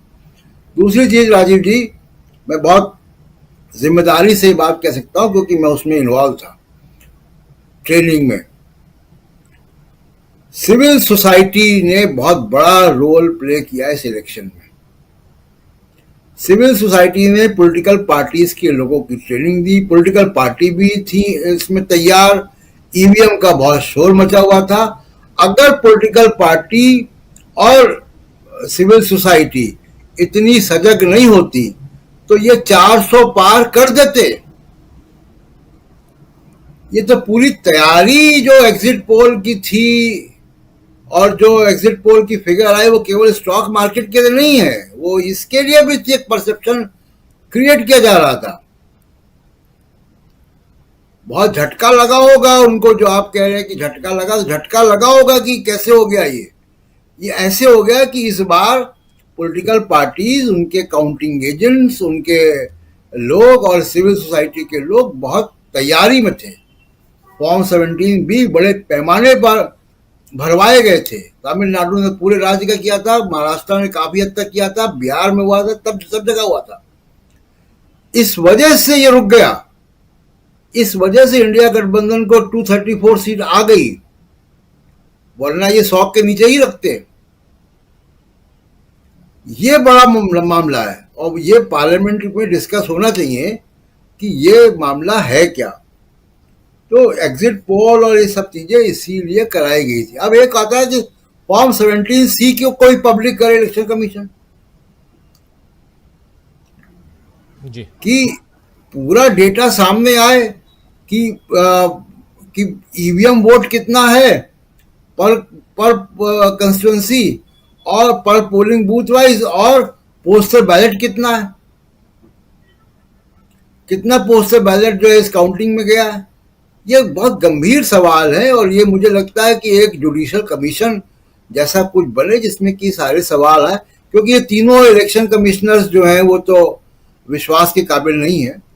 विश्वास के काबिल होते तो फिर बात ही क्या थी। राहुल लाल जी बता ही रहते कि मॉडल कोड ऑफ कंडक्ट कैसे लागू हुआ, हम लोग देख रहे हैं। जी बिल्कुल। तो बहुत गंभीर सवाल जो है डेमोक्रेसी के ऊपर खड़े हुए। और एक आखिरी बात यह कि जो एलन मस्क ने ट्वीट किया है, वो अमेरिका की कई राष्ट्रपति चुनाव की प्राइमरीज में कुछ राज्यों में वहां पे ईवीएम होता है। उन्होंने वहां पे अगर जब सवाल उठे, काउंटिंग मिसमैच हुआ ईवीएम काउंट और वीवीपैट का, उन्होंने पेपर ट्रेल को काउंट करके रिजल्ट घोषित किया, ईवीएम का काउंट नहीं लिया। ईवीएम के सप्लायर के खिलाफ इंक्वायरी बैठ गई, वहां 24 घंटे में इतना हो गया। एलन मस्क का ट्वीट भी आ गया। तो अमेरिका के ईवीएम में गड़बड़ी हो सकती, इंडिया के ईवीएम में गड़बड़ी नहीं हो सकती है। टेक्नोलॉजी तो वहीं से आई है। राजीव कुमार जी ने घर में बनाया क्या आपने? तो सवाल ये है कि ये इस तरीके से इलेक्शन कमीशन छूट नहीं पाएगा और इसकी बड़ी अंदर तह तक जांच होनी चाहिए। जी, तह तक जांच होनी चाहिए। एक तरफ ये इलेक्शन कमीशन और चुनाव और उसमें धांधली ये सब की बात, और दूसरी तरफ आने वाले समय में क्या कुछ होने जा रहा है उस पर भी निगाहें टिकी हुई हैं। क्या यहां से बैकफुट पर नजर आते हैं नरेंद्र मोदी, उनकी टीम या उनकी पार्टी और एनडीए जिसकी सरकार अभी है, ये माना जाए? और क्या ये मामला और आगे बढ़ेगा? जैसे कह रहे हैं प्रशांत टंडन जी की हो सकता है कि 100 सीटों पर ऐसा किया गया हो सकता है 300 सीटों पर किया गया हो ऐसा, और अगर बिल्कुल खुली छूट होती, सिविल सोसाइटी के लोग यहां उतने सजग नहीं होते, तो ये 400 पार का आंकड़ा जो था वो भी पार हो जाता। ये भी हो सकता है। धनंजय कुमार जी भी हमारे साथ जुड़ गए। धनंजय जी, आपके पास आना चाहता हूं सीधा और आपसे भी समझना चाहता हूं, जो मुंबई में हुआ है, क्या वो एकमात्र मुंबई है या इस देश के कई और जगहों पर भी ऐसे अंदेशे हैं? पहली बात। दूसरा सवाल इसके साथ साथ ये भी कि क्या यहां से जो आने वाला जो लोकसभा सत्र है वो और हंगामेदार, हालांकि 9 दिनों का ही सत्र है, लेकिन हंगामेदार होने के आसार हम लगाएं? और सबसे बड़ा सवाल इसके साथ साथ ये भी कि क्या जो लोकसभा अध्यक्ष का चुनाव होना है, यानी स्पीकर का चुनाव होना है और विपक्ष डिप्टी स्पीकर की भी मांग कर रहा है, और इन सब के बीच ईवीएम का मामला, क्योंकि अब मुंबई हाईकोर्ट पहुंचने वाली है शिवसेना उद्धव गुट, यहां से कुछ और भी नजर आएगा। जरा आपकी टिप्पणी इस पे। है तो एक जगह हुई है, ये तो सोचना ही गलत है। और ईवीएम की जब बात लगातार हो रही है, आज से नहीं हो रही है, जब से ईवीएम आया है तब से ये बात हो रही है। और सुप्रीम कोर्ट ने भी क्लीन चिट नहीं दिया था। सुप्रीम कोर्ट ने कहा था कि अभी चुनावी प्रक्रिया चल रही है, इसलिए हम उसमें दखल नहीं देंगे, क्योंकि हमारा दखल देना सही नहीं है। चुनाव आयोग अपने आप में एक इंडिपेंडेंट बॉडी है और उसके पास तमाम राइट्स है। लेकिन जब चुनाव संपन्न हो चुका है तो ये भी सुप्रीम कोर्ट ने कहा था कि जहां कहीं भी लगता है किसी उम्मीदवार को कि गड़बड़ी हुई है तो वो कोर्ट आ सकते हैं। और रविंद्र वायकर और अमोल कीर्तिकर के मामले में यही हुआ। आप याद कीजिए, उसी दिन जिस दिन ये काउंटिंग हो रही थी 4 जून को, उसी दिन ये बाबेला मचा था। और ये भी है कि एक वोट से जब ये हुआ था, इलेक्ट्रॉनिक मशीन की काउंटिंग हो रही थी, तो एक वोट से अमोल कीर्तिकर जीत गए थे। फिर वो जो दूसरा बैलेट पेपर होता है उसकी काउंटिंग हुई, उसमें कहा जा रहा है कि कुछ समय रोका गया काउंटिंग और क्या क्या हुआ। उसके बाद जो है कई सारे वोट कैंसिल कर दिए गए और उसके बाद घूर पेच करके 48 वोट से उनको जिता दिया गया, रविंद्र वायकर को। ये कहा गया, ये आरोप लगाया गया और शुरू से इस पे बात की जा रही है कि चुनाव आयोग को भी पत्र लिखा उन्होंने। और अब जब एलन मस्क ने कहा है तो जाहिर है हंगामा होना था। और भाई एलन मस्क की बात भी नहीं अगर करें तो देखिए, भारत जो है ना, वो भारत केवल नियम कायदे कानून से चलने वाला देश नहीं है। जब हम भारत की बात करते हैं तो हम लोक लाज को सबसे ऊपर रखते हैं, आंखों की शर्म सबसे ऊपर होती है, नैतिकता सबसे ऊपर होती है। और आंखों की शर्म और नैतिकता वो पार्टी बेच के खा गई जो पार्टी कहती थी कि हम चाल चरित्र और चेहरा में अलग है। और जो आरएसएस के जो अभी मुखिया है वो ढोंग कर रहे हैं कि वहां पे मणिपुर में फलाना हो गया, नहीं होना चाहिए, यहाँ अहंकार आ गया, ये सब झूठ और ढोंग के पुतले हैं। तो मुझे लगता है अब तमाम विपक्ष को इकट्ठा होकर के सुप्रीम कोर्ट जाना चाहिए, सड़कों पर उतरना चाहिए, लोगों के सामने ये प्रकट किया जाना चाहिए कि ये बेईमानी कर रहे हैं। फर्रुखाबाद में भी ये घटना हुई थी, आप याद कीजिए, फर्रुखाबाद में भी हल्ला हुआ।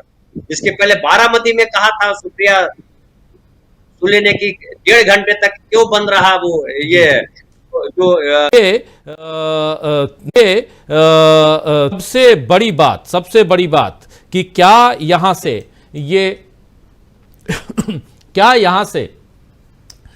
ये चुनाव निष्पक्ष होता हुआ, यानी कि जो चुनाव गया है, बीता है, उसका रिजल्ट निष्पक्ष हुआ है, उसका रिजल्ट जो है पारदर्शी तरीके से हमारे बीच आया है, ये एक बड़ा सवाल है दोस्तों, और इसका जवाब ढूंढने की कोशिश करनी होगी।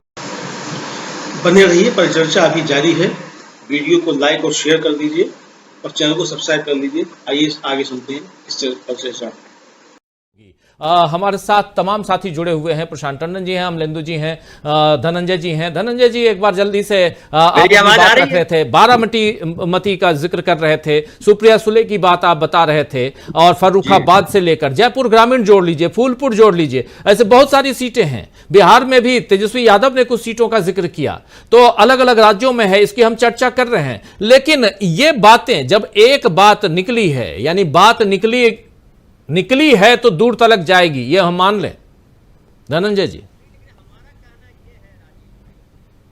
आप कह रहे हो जैसे ये महिला लेडी जो है ऑफिसर है वो बोल रही हैं कि ऐसा कुछ नहीं है, वो ऐसा कुछ नहीं है। राजीव कुमार ने जो सफाई दी थी, जिसका जिक्र प्रशांत भाई कह रहे थे, अरे आप जब वोट बढ़ा देते हो, अब तो लास्ट में तो जानिए कि 4 जून को काउंटिंग हो गई, 2 दिन के बाद अपडेट कर रहे हैं कि इतने वोट पड़े। ये क्या है? चुनाव आयोग मतलब मजाक कर रहे हैं क्या?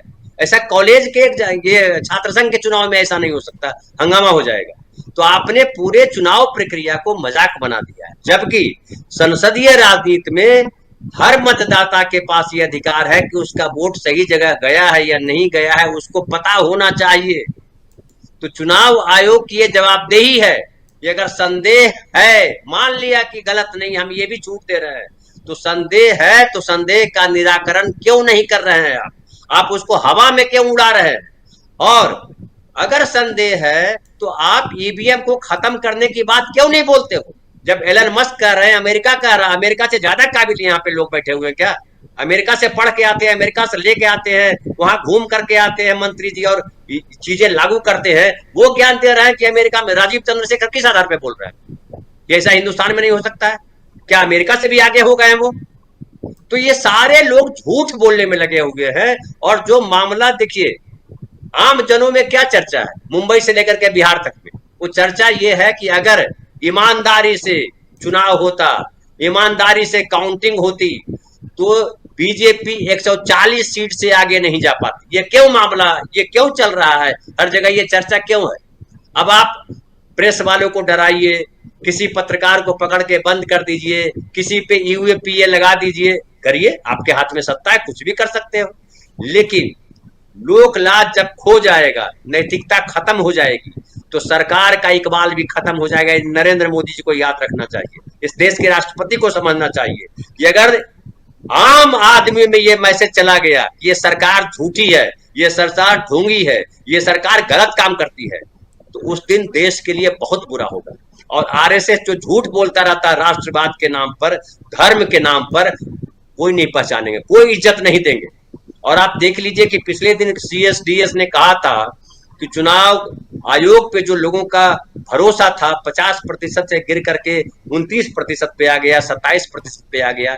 कितना शर्मनाक है। आप चुनाव आयोग हो, देश की ऐसी संस्था हो जिसके सामने सुप्रीम कोर्ट भी कुछ नहीं कह रही है, आपके प्रक्रिया में दखल नहीं दे सकती है। ये संविधान ने आपको अधिकार दे रखा है, संवैधानिक पद है आपका, और संवैधानिक पद पे बैठा हुआ व्यक्ति इस तरह से आरोपित हो जाएगा। तो आपको तो आप राम राम की बात करते रहते हो। राम तो एक धोबी ने कह दिया था, उसको लेकर के उन्होंने इतना बड़ा फैसला ले लिया था, और आपको तो पूरा विपक्ष कह रहा है, कई सारे वकील कह रहे हैं, कई सारे देश के सिविल सोसाइटी के लोग कह रहे हैं, और तब भी आपको शर्म नहीं आ रही है। इससे गिरा हुआ आपका क्या चरित्र हो सकता है? तो मुझे लगता है कि अब विपक्ष को इसको लेकर के सड़कों पे आना चाहिए और विपक्ष को अपने एजेंडा में शामिल करना चाहिए। क्योंकि मशीन में क्या हो रहा है वो नहीं पता चलता है। बिल्कुल प्रशांत भाई ने सही कहा कि भाई आपका पैसा जो है निकल जाता है, आपके अकाउंट से आपको पता नहीं चलता है, आपका मोबाइल हैक हो जाता है। खाली ये बात करने से, हेलो हाँ मैं धनंजय ही बोल रहा हूँ, इतना बोलने के बाद हैक हो जाता है हमारा मोबाइल, हमारा अकाउंट चला जाता है कि आपने इस लिंक पे जैसे ही बटन दबाया और लिंक पे आप गए नहीं कि पैसा आपका चला गया। इतनी असुरक्षा है। सरकारी संस्थाओं के वेबसाइट हैक हो जाते हैं और एसबीआई के वेबसाइट हैक हो जाते हैं, ईवीएम का क्यों नहीं हो सकता है? और ईवीएम का छोड़ दीजिए, अभी एक और घटना मैं आपको बताता हूँ। आप याद कीजिए जौनपुर में कितना हंगामा हुआ था और कलेक्टर को आके बोलना पड़ा कि नहीं नहीं वो तो ईवीएम मशीन कहीं और जा रही थी, अतिरिक्त ईवीएम मशीन थी और वो जो है गलती से यहाँ पहुंच गई। याद है आपको? तो इस तरह की चीजें इतनी सारी हुई है और तब भी चुनाव आयोग पक्षपात कर रहा है, ये दुखद है। अब मुझे लगता है कि सुप्रीम कोर्ट को इस पर फैसला लेना चाहिए और तमाम जो विपक्षी दल हैं उन सबको एक राय लेकर के इस पे लड़ना चाहिए। अब आपने कहा लोकसभा अध्यक्ष की बात कही, लोकसभा अध्यक्ष के साथ भी वही हुआ। ओम बिड़ला के खिलाफ कितने सारे आरोप लगाए गए, अब उनको एक विशेषाधिकार मिला हुआ है। वो धनंजय कुमार को किसी को संसद में बुला करके उनको सजा सुना सकते हैं, क्योंकि उनको अधिकार है, उस पर कोई चैलेंज नहीं कर सकता है। लेकिन इसका मतलब ये नहीं है कि आप मनमानी करिएगा, आप कुछ भी करिएगा कोई कुछ नहीं बोलेगा। आपका लिहाज चल रहा है, जिस दिन लिहाज खत्म हो जाएगा उस दिन सब खत्म हो जाएगा। अराजकता जिस दिन फैल जाएगी और जिस दिन जन आक्रोश सड़कों पर उतर आएगा उस दिन कोई तख्त नहीं बचेगा, कोई ताज नहीं बचेगा। ये नेताओं को ध्यान में रखना चाहिए, चाहे सत्ता पक्ष के नेता हो चाहे विपक्ष के नेता हो। लोकतंत्र बचाने की जिम्मेदारी नेताओं पर है, संवैधानिक संस्थाओं पर है, न्यायालय पे है, संसद पर है। और अगर ये नहीं बचाते हैं तो जन विद्रोह होगा, उसके जिम्मेदार यही होंगे।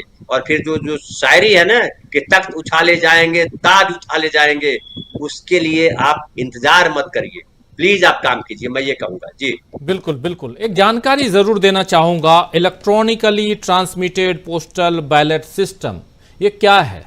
इस सिस्टम के बारे में, ये पोस्टल बैलेट, जो पोस्टल बैलेट के थ्रू आप वोट देते हैं उसको ट्रांसमिट किया जाता है, उसको सुरक्षित रखा जाता है इलेक्ट्रॉनिकली।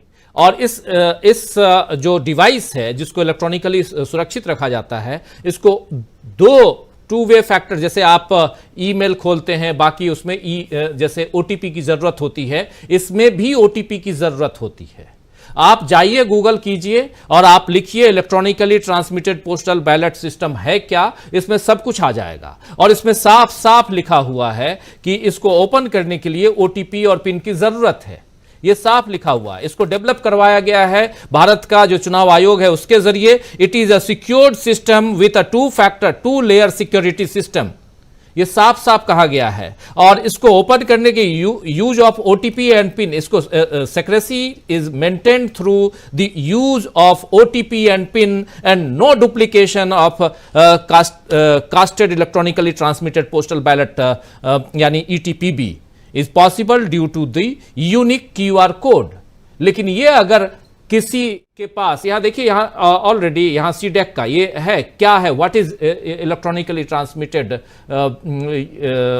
जो पोस्टल बैलेट को कैसे इलेक्ट्रॉनिकली आपने ट्रांसमिट किया और इसको कैसे, यहां पर OTP की जरूरत है। और वही OTP, EVM की बात नहीं हो रही है। आप अगर 48 वोट से जीतते हैं, हारते हैं, अगर 2000 वोटों से, 1000 वोटों से, 500 वोटों से जीतते हैं या हारते हैं, कोई भी हो, चाहे वो सत्ता पक्ष हो, NDA के हो, चाहे वो इंडिया के हो, लेकिन अगर कहीं भी बेईमानी है तो बेईमानी है, ये बात सामने आनी चाहिए। बात ट्रांसपेरेंसी की, आज जो प्रेस कॉन्फ्रेंस की गई है, हम यहां पर यह बात क्यों रख रहे हैं, क्योंकि जो प्रेस कॉन्फ्रेंस की गई है उसमें मैडम वंदना सूर्यवंशी जो रिटर्निंग ऑफिसर हैं, जिनकी तस्वीर आप देख रहे हैं, वीडियो देख रहे हैं, जो प्रेस कॉन्फ्रेंस कर रही थी, ये कह रही हैं कि ईवीएम इज स्टैंड अलोन। ठीक है, मान लिया, उसमें ओटीपी की जरूरत नहीं है, मान लिया, वो हमको भी पता है। इतने केसेस और सुप्रीम कोर्ट में इतनी बहस हम लोगों ने लाइव किए हैं, हमको पता है कहां क्या है, कहां इलेक्शन कमीशन फंसा हुआ था, यह भी पता है। लेकिन बात यहां यह है कि आप मैडम जी ये बताइए कि ये जो इलेक्ट्रॉनिकली ट्रांसमिटेड जो पोस्टल बैलेट सिस्टम है, क्या इसमें ओटीपी की जरूरत है या नहीं है, यह बता दीजिए। अगर नहीं है तो मान लिए सब खारिज, सब झूठा है, हम लोग भी झूठी खबर यहां फैला रहे हैं, हम भी फेक न्यूज फैला रहे हैं, ये मान लेंगे, माफी मांग लेंगे आपसे। आप पहले ये तो बताइए कि यहां ओटीपी की जरूरत थी या नहीं थी। और हम दावे के साथ कह रहे हैं, जो इलेक्शन कमीशन का और इस सिस्टम के बारे में जो लिखा गया है, बताया गया है, electronically transmitted ballot postal ballot system जो है, इसको ओपन करने के लिए ओटीपी की जरूरत होती है। 2 लेयर वेरिफिकेशन चाहिए होता है, जैसे आप ईमेल का खोलते हैं या अपना पासवर्ड लगाते हैं, या आधार कार्ड, बाकी चीजों के लिए आपके पास ओटीपी आता है। बैंक का अकाउंट खोलते हैं, अपने उसमें जाते हैं आप, वहां भी ओटीपी की जरूरत होती है। वैसे ही यहां भी है, यही बात हम यहां बार बार कह रहे हैं। और यहां ये जबरदस्ती बिना मतलब देश के पत्रकारों को जो काम कर रहे हैं मुस्तैदी के साथ, उनको दबाने की कोशिश है, ये साफ साफ दिखाई दे रही है। अमलेंदु उपाध्याय जी क्या कहेंगे, और यहां से हम बढ़ेंगे, हम चर्चा करेंगे, पॉलिटिकल चर्चा खूब करते हैं, लेकिन जरा हमारे सिस्टम में दीमक कहां है, इसकी चर्चा जरूरी है, जो राहुल गांधी ने ट्वीट किया है। अमलेंदु उपाध्याय जी। राजीव जी, इस पूरे सिस्टम में ही दीमक है, और ये ईवीएम की मशीनों का सिस्टम है, इसमें तो बहुत ज्यादा दीमक है। आप देखिए कि सुप्रीम कोर्ट में जो बहस चली राजीव जी, उसमें ईवीएम को लेकर के चुनाव आयोग के अधिकारी ने बताया कि ईवीएम की क्या क्या प्रक्रिया है, क्या क्या प्रक्रिया नहीं है। लेकिन ये जो पोस्टल बैलेट का मसला है, इसको चुनाव आयोग के अधिकारी ने सुप्रीम कोर्ट में नहीं बताया कि ये भी होता है, इससे भी वोट होते हैं, इसकी भी गिनती होती है। और ये आरोप लगातार लगते हैं राजीव जी की जो सरकारी कर्मचारी थे, उनसे बैलेट पेपर ले लिए गए, उनके अधिकारियों ने ले लिया, और फिर उन्होंने खुद किए, जो भी करना वो खुद किए। ये प्रोफेसर रामगोपाल यादव ने बाकायदा चुनाव से पहले आरोप लगाया था कि ऐसा उत्तर प्रदेश में किया जा रहा है, पुलिस कर्मियों से लिए जा रहे हैं, उनके अधिकारी ले रहे हैं। अब राजीव जी यहाँ मसला ये है कि अगर ये नहीं है, इसमें कोई कहते हैं वो ओटीपी का मसला अगर नहीं है, तो ओटीपी किस लिए है? दूसरा तो एक तो ये कि जो स्टैंड अलोन मशीन का बताया जा रहा है, स्टैंड अलोन मशीन नहीं है, तो चुनाव आयोग का अधिकारी खुद जाकर सुप्रीम कोर्ट में कह चुका कि उससे लैपटॉप भी जुड़ा हुआ है और उससे डाटा केबल भी जुड़ी हुई है, तो स्टैंड अलोन मशीन कैसे? दूसरा जी एक जो घपला और किया गया है, देखिए किस तरीके से सुप्रीम कोर्ट के आदेश को तोड़ा मोड़ा है चुनाव आयोग ने। सुप्रीम कोर्ट ने आदेश दिया था कि अगर दूसरे तीसरे नंबर पर रहा हुआ व्यक्ति चाहता है कि किसी ईवीएम मशीन की जांच कराई जाए, तो प्रत्येक विधानसभा क्षेत्र में 5% ईवीएम मशीनों की जांच करवा सकता है, उसका खर्च देकर के। खर्च चुनाव आयोग ने तय नहीं किया कि क्या खर्च है, लेकिन सुप्रीम कोर्ट ने तय नहीं किया कि क्या खर्च देना है, लेकिन चुनाव आयोग ने तय कर दिया एक मशीन का खर्च 47,200 रुपए। एक कॉन्स्टिट्यूंसी में राजीव जी, एक विधानसभा क्षेत्र में कम से कम 500 ईवीएम मशीनें होती है, और एक लोकसभा क्षेत्र में कम से कम 5 असेंबली कॉन्स्टिट्यूंसी होती है। इसका मतलब 2500 मशीनें हो गई। ये रकम जाकर के बैठती है लगभग 11 करोड़ 80 लाख रुपए। चुनाव का खर्च की सीमा क्या है, और अगर कोई जांच कराएगा तो ये 11 करोड़ 80 लाख रुपए जमा करके जांच करवाएगा। यानी कि घपले हुए हैं राजीव जी, ये निश्चित तौर पर समझा जा सकता है। चुनाव आयोग ने जो ईवीएम जांच की मशीन का रकम तय की कि आपको ये जमा करना है, तो कुल मिलाकर के जिस तरीके घपले, और प्रधानमंत्री नरेंद्र मोदी जो बड़े ताव में बोल रहे हैं कि ईवीएम जिंदा या मर गया, वो इसीलिए बोल रहे हैं क्योंकि नरेंद्र मोदी अगर आज प्रधानमंत्री के तौर पर जिंदा है तो ईवीएम की वजह से जिंदा है। ये सारे आरोप लग रहे हैं। उत्तर प्रदेश में भी खबरें आ रही है कि 21 सीटें जो ईवीएम के इसी तरीके से जरिए जीती गई है। मुझे लगता है राजीव जी कि तमाम लोगों को, जो विपक्ष के लोग हैं, उनको खासतौर से सुप्रीम कोर्ट इस मसले को लेकर के जाना चाहिए कि जहां जहां 50,000 से कम से जीती है बीजेपी, वहां सब जगह पोस्टल बैलेट की जो है वो गिनती करवाई जाए, आंखों के सामने गिनती करवाई जाए, इस मशीन के जरिए नहीं हो। ये बहुत सारी यहाँ घपले जिस तरीके से ये साफ समझा सकता है, और इसीलिए जो है ये जिस तरीके से बन गई है, और जो चेताया जा रहा है चंद्रबाबू नायडू और नीतीश कुमार को कि स्पीकर अपना बनवा लो, बिल्कुल सही चेताया जाना है, वरना सबसे पहले उसके भुक्तभोगी जो है इस सरकार के वही दोनों होने वाले राजीव जी। तो कुल मिलाकर के ईवीएम को लेकर के जो मसला है वो खुल के सामने आ गया है।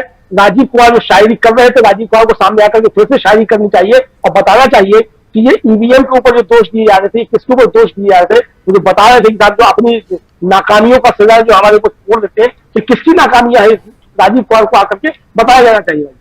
बिल्कुल बिल्कुल, बहुत सारी चीजें और उस पर चर्चा हो रही है, कुछ टेक्निकल चीजें जो जानना आपको हमको जरूरी है। और खासकर ये जो मामला आया है मुंबई नॉर्थ वेस्ट का मामला, मुंबई उत्तर पश्चिम का मामला, जहां 48 वोटों से शिवसेना शिंदे गुट की जीत हुई और उससे पहले 861 जी हाँ 861 वोटों से जीत हो रही थी। इसकी घोषणा भी हो गई थी, एक नहीं बल्कि 861 वोटों से जीत हुई थी शिवसेना उद्धव गुट के कैंडिडेट की और अमोल कीर्तिकर की। लेकिन उसके बाद एक काउंटिंग के लिए, फिर से रिकाउंटिंग के लिए दिया जाता है और वहां फिर ओटीपी का मामला आता है। आपको बता दूं कि ये जो इलेक्ट्रॉनिकली ट्रांसमिटेड जो पोस्टल बैलेट हैं वो और जितने भी चाहे मोबाइल नंबर हो, वहां पर मोबाइल नंबर और ओटीपी वो रिटर्निंग ऑफिसर का होना चाहिए। लेकिन रिटर्निंग ऑफिसर का मोबाइल नंबर न देकर ये शिवसेना शिंदे गुट के जो कैंडिडेट हैं उनके साले का था और वहीं पे और रिटर्निंग ऑफिसर के पास ये अधिकार होता है कि किस वोट को वो खारिज करेगा, किस वोट, मतलब रिटर्निंग ऑफिसर मीन्स सर्वे सर्वा है, आप जानते हैं वहां पे। तो वो उसके पास न आकर के ओटीपी अगर आता है कैंडिडेट के रिश्तेदार के पास में, तो ये क्या माना जाए। मामला यही है, इस पर एफआईआर दर्ज है। कुछ भी कह लिया जाए, इलेक्शन कमीशन आज कह रहा है तो इलेक्शन कमीशन को पहले उस पुलिस थाने में उस पुलिस अधिकारी से बात करनी चाहिए कि आपने एफआईआर क्यों दर्ज की। बहुत सारी चीजें आएंगी। खैर चलिए, इस पे बहुत सारे सवाल, बहुत सारी बातें आएंगी, उठेंगी। अब थोड़ा सा आगे, अब समय लगभग खत्म होने को है। जल्दी जल्दी 1-1 मिनट 2-2 मिनट में हम तमाम साथियों के बीच आना चाहते हैं और थोड़ा आगे की गतिविधियां, आगे की रणनीतियों पे चर्चा कर लेते हैं जल्दी से। सबसे पहले नवेंदु जी आपके पास। नवेंदु जी, क्या आपको यहां से दिखाई देता है, ये मामले अभी और आएंगे, ये साफ दिखाई देता है कि एक मामला नहीं है, ऐसे कई हैं जैसा प्रशांत टंडन जी कह रहे हैं और बहुत कुछ आएगा आने वाले समय में। लेकिन कितना दबाव में आपको दिखाई देता है ये गठबंधन एनडीए, या बिल्कुल दबाव नहीं है, जो मर्जी है जैसे मर्जी, हम तो उसी ढंग से राज करेंगे जैसे पिछले 10 साल से करते आए हैं, ये माना जाए? जी, दबाव में तो है गठबंधन, पूरी तरीके से दबाव में है। लेकिन जो फितरत है नरेंद्र मोदी की और उनकी पूरी जो टीम मंडली है, तो उस मंडली की फितरत है कि वो दबाव में भी जो है, वो जो अटल जी ने वो कविता उनकी थी ना कि रार नहीं ठानूंगा, तो ये रार भी ठानते हैं। और फिर जो है दूसरी लाइन क्या थी उस कविता की, मुझे ध्यान नहीं है, मुझे अटल जी की कविता पसंद नहीं आती थी, इसलिए मैं हार नहीं मानूंगा, हार नहीं मानूंगा। मैं कविताएं पढ़ता था। यस, हार नहीं मानूंगा, रार नहीं ठानूंगा, ये कविता की 2 लाइनें थी उनकी। तो ये उन्हीं के ये शिष्य हैं और ये लोग जो आरएसएस वाले थे, उनको अच्छे इंसान के रूप में मानता था मैं, अच्छे नेता थे वो भी मानता था, बीजेपी में एक अच्छे नेता थे ये भी मानता था, लेकिन अच्छे कवि नहीं थे इसलिए नहीं मानता।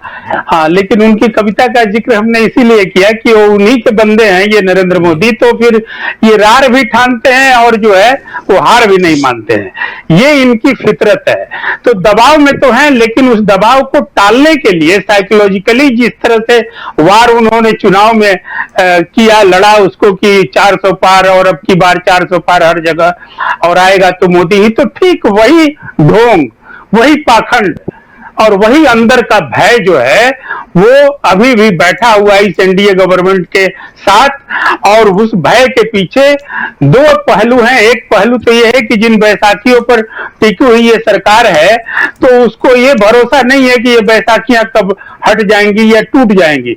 दूसरा ये कि ये जो फर्जी जनादेश के जरिए जो वो सत्ता उसने अख्तियार किया है, तो उस पर अब ये जो हलचल सुनाई दे रही है, तो इसको लेकर के भी एक डर है। लेकिन दो बातें इस बात को मैं कह के तब आगे बढ़ना चाहता हूं राजीव जी। ये देखिए, सुप्रीम कोर्ट में और चीफ जस्टिस चंद्रचूड़ ने एक बात कही थी जब ईवीएम वाला मामला सुनवाई हो रहा था, तो वो ठीक है, उन्होंने कहा था कि ये चुनाव आयोग एक स्वतंत्र स्वायत्त संस्था है, इसमें हम दखल नहीं देंगे इसकी प्रक्रिया में। लेकिन उन्होंने एक चेतावनी भी दी थी, एक हिदायत भी दी थी, और वो हिदायत ये दी थी कि लेकिन ये भी नहीं समझ ले कोई कि हम चुप बैठेंगे। अगर कहीं कोई चुनावी अनियमितता होती है और उस पर कोई भी सवाल लेकर के या कोई मुद्दा लेकर के अगर हमारे पास आता है तो हम चुप भी नहीं बैठने वाले, यानी कि हम तब उस समय पूरे तौर पर दखल देंगे और फिर एक नियमन भी देंगे। तो ये जो वो पॉइंट है, इस बात को याद करना चाहिए विपक्ष को, और इस बात को याद करके इस मामले को दोनों स्तर पर, जैसा कि मैंने बताया कि संसद में भी, सड़क पर भी, वैधानिक तरीके से भी इसको लेकर के आना चाहिए। देखिए, अभी राहुल लाल जी ने कहा था कि वो बिहार चुनाव में, तो बिहार चुनाव 2020 का एक बहुत बड़ा एग्जाम्पल है, और उस एग्जाम्पल में ये विपक्ष पूरी तरीके से इसका बेईमानी का स्वाद चख चुका है। तो इसीलिए वो जब वहां सरकार बजस्वी की नहीं बनने दी गई, तो यकीन जानिए यहां भी जो है वो इंडिया गठबंधन की सरकार बनने की जो नौबत थी, जो इंटरनल सर्वे थे आरएसएस के और बीजेपी के, वो भी बता रहे थे कि बहुमत पर बीजेपी भी नहीं पहुंच पा रही है और एनडीए भी नहीं पहुंच पा रहा है। तो उस आधार पर यही सच था, यही सच हो रहा था वोटिंग के दरमियान भी, जिसको बदलने की ये कारगुजारी जो है वो की एनडीए ने और फिर जो है चुनाव आयोग तो पूरी तरीके से अनुपस्थित रहा। और आप देखेंगे पोस्टल बैलेट का जो इशू उठा है आज, तो आप कॉन्शियसली देखें ना कि पोस्टल बैलेट एक बहुत बड़े निशाने पर था एनडीए के लिए, निशाने पर, यानी कि वो उसने समझा था कि ये गेम चेंजर हो सकता है। तो इसलिए क्या किया था, बिना किसी घोषणा के, बिना किसी नोटिफिकेशन के, पहले नियम था कि पोस्टल बैलेट जो है वो पहले गिने जाएंगे, उसके बाद जो है ईवीएम या पहले बैलेट पेपर से मतदान होता था तो बैलेट बॉक्स खुलता था, लेकिन पहले जो है पोस्टल बैलेट खुलते थे। उसको इस बार क्या किया था, इन्होंने अपने समझ से ये बना रखा था कि पोस्टल बैलेट को हम बाद में खोलेंगे। तो ध्यान होगा कि इंडिया गठबंधन का शिष्टमंडल बाजाबते गया था मिलने चुनाव आयोग से, और उसने कहा कि जो चुनाव की जो एक परंपरा चली आ रही है भारत में, और चुनाव परंपरा से भी लड़ा जाता है, जीता जाता है, और वो एक परंपरा, उसका निर्वहन जो है वो होना चाहिए बिना किसी आधार के, बिना किसी कारण के। उसको आप यूं नहीं बदल सकते कि बैलेट पेपर, पोस्टल बैलेट का काउंटिंग बाद में होगा। चुनाव आयोग की तैयारी क्या थी, पोस्टल बैलेट की काउंटिंग बाद में करने की। तो ये पहले से एक बेईमानी की मंशा जो है वो साफ तौर पर दिखाई दे रही है। अभी ये मुंबई वाले केस में वही चीज हुआ है, और कहां कहां क्या हुआ है, मुझे लग रहा है कि विपक्ष को इस मामले में भी अब पूरे तरह से एक पूरी रिपोर्ट सामने, एक ब्लूप्रिंट लाना चाहिए कि बैलेट, जो पोस्टल बैलेट हैं, उनकी काउंटिंग प्रॉपरली जो है हर चुनाव क्षेत्र में पहले हुई है या कि नहीं, जैसा कि पहले होता था। तो ये पोस्टल बैलेट को हमेशा ये मान के चलिए कि बाद में अगर उसका काउंटिंग हो रहा है तो वो हार जीत को पूरी तरीके से प्रभावित कर सकता है, इसलिए कि सारा फोकस जो है एजेंट का या जो वहां बैठते हैं काउंटिंग सेंटर में हर पार्टियों के लोग, तो उन सबका फोकस इस पर रहता है कि ईवीएम खुल चुका है, उसमें हार जीत कहाँ चल रही है आगे पीछे। अब पता चल रहा है कि हार हो या जीत हो, अभी तो साहब पोस्टल बैलेट रखा हुआ है। तो ये एक स्थिति है, तो पूरी तरीके से ये घिरने वाली ही बात है। सवाल ये है कि कितने संजीदगी से, जैसे राहुल गांधी ने आज जो बात कही है, बहुत पते की बात कही है, और ये पूरी तरीके से डेमोक्रेसी को एक नए तरीके से, नए अंदाज में खोखला और खत्म कर देने की ये एक साजिश है, जो इस चुनाव में पूरी तरीके से दिखकर बात आई है। अब बात यह है कि दूसरी तरफ धीरे, आपने कहा कि एक किस तरह का दबाव है, तो दबाव, क्योंकि और भी सब जी हैं, सबके पास आना है, और 8:25 हो चुका है, मेरे पास मात्र 5 मिनट का समय। जी बस, हाँ, एक तरह तो ये जो दबाव है, वो दबाव वही मैंने कहा कि उनके गठबंधन दलों का ही है। और ये दबाव जाहिर तौर पर अभी आप देखें कि बिहार में ये और भी ज्यादा मिस्ट्री एक बन गया है। जो पूरा नीतीश कुमार का मामला है कि वो है क्या है नहीं है, उनकी बीमारी से लेके और विधानसभा चुनाव कराने की उनकी मांग का जो सवाल है, जिस पर कहा जा रहा है कि वो उससे पीछे नहीं हटेंगे, नहीं हटना चाहते, और ये बीजेपी के लिए एक बहुत बड़ी मुश्किल है। तो देखना होगा कि फिर बीजेपी भी इसको और मोदी कैसे मैनेज करते हैं, और नीतीश कुमार किस हद तक जाकर के लड़ते हैं या फिर जो है बैक होते हैं। तो बैक होने में भी नीतीश का नुकसान नहीं है, नुकसान यही है कि विधानसभा चुनाव आरजेडी भी नहीं कराने को तैयार है। तो ये एक मसला ऐसा है जिस पर नीतीश चाहते हैं कि मोदी से ही विधानसभा चुनाव कराने का कमिटमेंट लिया जाए, और इस कमिटमेंट पर फिलहाल उनकी स्ट्रेटजी चल रही है। देखें, आने वाला समय बताएगा, फिर और भी जानकारियां अपडेट होगी तो हम लोग साझा पहले करेंगे। वो स्वास्थ्य लाभ ले लें, पहले वो मैदानता से बाहर निकलें। ये इंपॉर्टेंट है। नीतीश बाबू की आप बात कर रहे हैं, एक सूचना और एक लेटर आप लोगों को दिखाना चाहता हूं। मैं चाहूंगा कि इस लेटर को अगर स्क्रीन पर ले आएं। ये चिट्ठी है 21 मई 2019 की। 21 मई 2019 को ये चिट्ठी लिखी गई है। थोड़ा सा नीचे लाइए, और यहाँ ये चिट्ठी है इलेक्शन कमीशन की तरफ से चिट्ठी लिखी गई है to the chief electoral officer of all the states union territories. ये यूटी और स्टेट्स के नाम से चिट्ठी है। सब्जेक्ट है carrying of mobile phone by returning officer, assistant returning officer यानी ARO और officers inside the counting hall. इसके रिगार्डिंग में चिट्ठी लिखी गई है, और इसमें लिखा गया है साफ साफ कि जो पॉइंट्स हैं इसमें कि पहले नंबर पर ये कि पहला कि I am directed to invite your attention to the commission's instruction referred above and to state that in view of inspection of inception of electronically transmitted postal ballot paper system wherein one time password यानी OTP is received on mobile phones.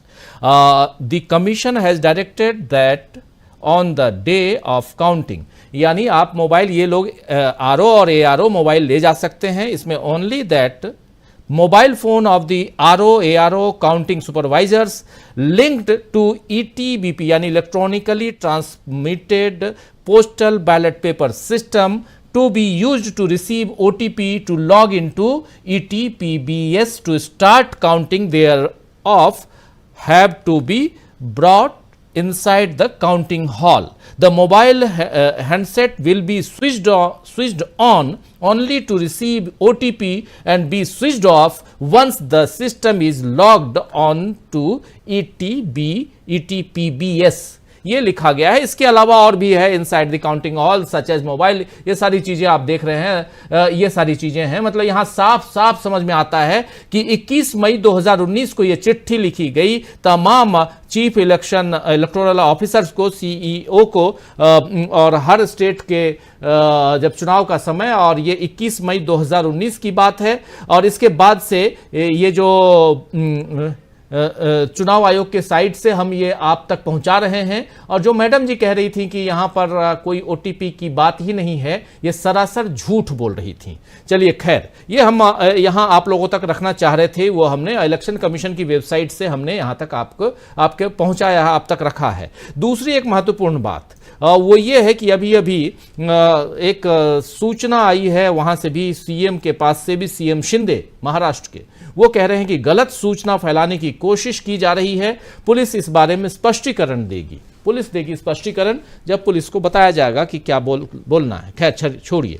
तो ये important दो पहलू हम आप तक रखना चाह रहे थे, एक शिंदे साहब का बयान, दूसरा ये चिट्ठी दिखाकर बताना चाह रहे थे कि ऑलरेडी 21 मई 2019 को यह आदेश किया गया था कि OTP रिसीव करने के लिए पोस्टल बैलेट जो इलेक्ट्रॉनिकली रखा गया है उसको लॉगिन करने के लिए, उसको ओपन करने के लिए OTP की जरूरत होगी, और मोबाइल आप लेके जाएंगे। Returning officer, assistant returning officer, counting officers, ये लोग लेके जाएंगे, और लेकिन ये स्विच ऑन करेंगे, OTP रिसीव करेंगे, स्विच ऑफ कर देंगे। कहानियां क्या खत्म हो जाती है या यहां से शुरू होती है? प्रशांत टंडन जी। देखिए, पहली बात तो राजीव जी, मुख्यमंत्री शिंदे को, एकनाथ शिंदे को इस मामले पे बोलने का अधिकार ही नहीं है। वो कॉम्पो इंटरेस्टेड पार्टी हैं, वो उस पार्टी के हेड भी हैं, उस पार्टी के मुखिया हैं जो पार्टी विवाद में शामिल है। इसलिए उनका तो स्ट्रेट अवे मतलब कॉन्फ्लिक्ट ऑफ इंटरेस्ट है, तो उनको तो इस मामले में बोलने का अधिकार ही नहीं है, पहली बात। अब इसमें बोलने का अधिकार किसका? कोर्ट का है। अब वो कोर्ट जो भी अपनी बात रखेगा वो रखेगा। दूसरा जो आपने अभी दिखा दिया एसओपी, स्टैंडर्ड ऑपरेटिंग प्रोसीजर आपने दिखा दिया कि किसके मोबाइल जाएंगे, मोबाइल किसके रजिस्टर्ड होंगे, किसके मोबाइल पे ओटीपी आएगा, और ओटीपी आने के बाद एक बार सिस्टम लॉगिन हो गया तो वो मोबाइल फोन बंद कर दिए जाएंगे। अब सवाल घूम के फिर वही आ गया कि एक उम्मीदवार जो सत्ताधारी पक्ष का उम्मीदवार है, रविंद्र वायकर, जो शिवसेना शिंदे का एमपी है जीते हुए, उनके रिश्तेदार के पास ओटीपी कैसे आ गया? ये सवाल है। और ये सवाल अब ये भी, इस सवाल का अगला एक्सपेंशन वो जो मैं ऑलरेडी कह चुका हूं कि ये अगर मुंबई नॉर्थ ईस्ट में हो रहा था तो ये 100 जगह और कैसे नहीं हो रहा था, इसका जवाब जी इलेक्शन कमीशन कैसे देगा?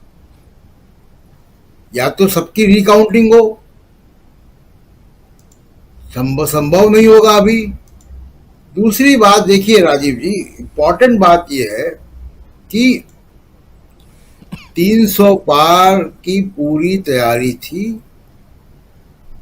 और उसको पॉलिटिकल पार्टी के कार्यकर्ताओं ने, सिविल सोसाइटी ने उसको नाकाम कर दिया। ये तर्क दिया जा रहा कि बनारस से क्यों इतने कम मार्जिन से हारे, वो अयोध्या से क्यों हार गए। इसीलिए हार गए कि civil society political party alert थी। याद कीजिए अयोध्या के बारे में अखिलेश सिंह के ट्वीट्स और अखिलेश यादव के ट्वीट्स और बयान सजग थे एकदम, 1 मिनट का वो पलक नहीं झपका रहे थे। अगर वो नहीं होता तो अयोध्या भी ये लेते और बनारस भी 3.5-4 लाख से जीतते। ये पॉलिटिकल पार्टीज की अलर्टनेस थी। यहां से आगे मामला कहां जाएगा? देखिए, तो ये जो पूरा 300 पार का एक नेक्सस था, टीवी मीडिया, एग्जिट पोल करने वाली कंपनियां,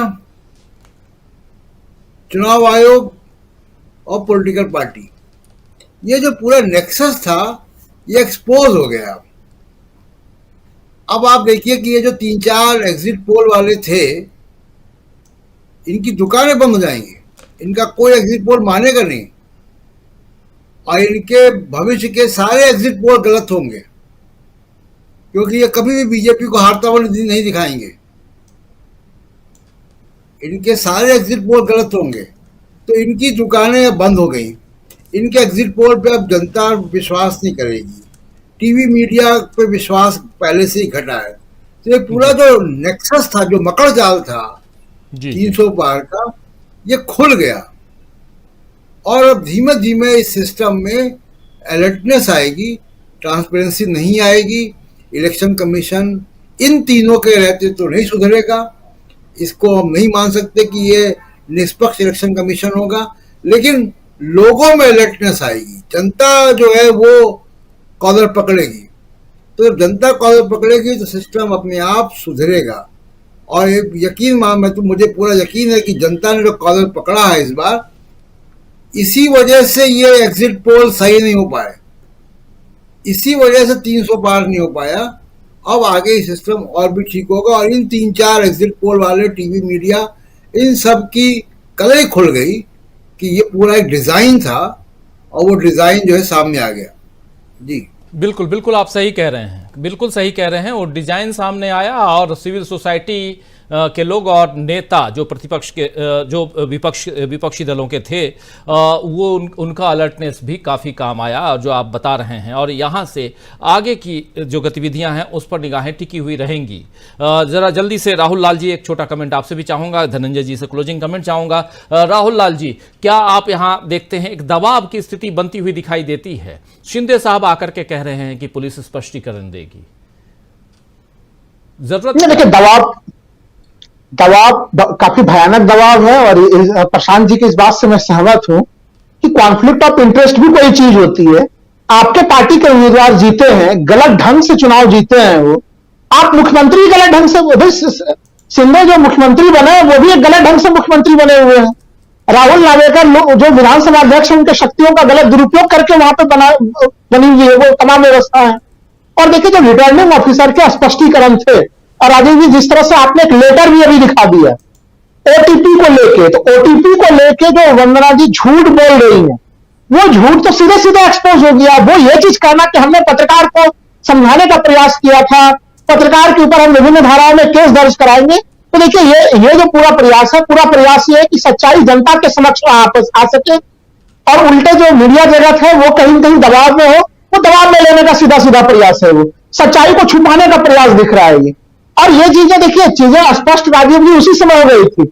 इसे बहुत ही वृहत्तर परिप्रेक्ष्य में देखने की जरूरत है कि आखिर जब सुप्रीम कोर्ट ने एक शानदार कॉलेजियम सिस्टम बना दिया था इलेक्शन कमीशन ऑफ इंडिया के चुनाव आयुक्तों की नियुक्ति के लिए, तो पहले तो सरकार को जरूरत क्या बदली इस कॉलेजियम को बदलने के लिए, वहां से चीफ जस्टिस को हटाने के लिए, और चुनाव प्रक्रिया शुरू होते ही एक निर्वाचन आयुक्त इस्तीफा देते हैं, और 2 की नियुक्ति होने की जो पूरी स्थिति रही, उसी समय से लग रहा था कि जो चुनाव आयुक्त है हमारे तीनों के तीनों होंगे, वो पूरी व्यवस्था जो है वो ध्वस्त करने का प्रयास करेंगे, और वो चीजें नजर आ रही है।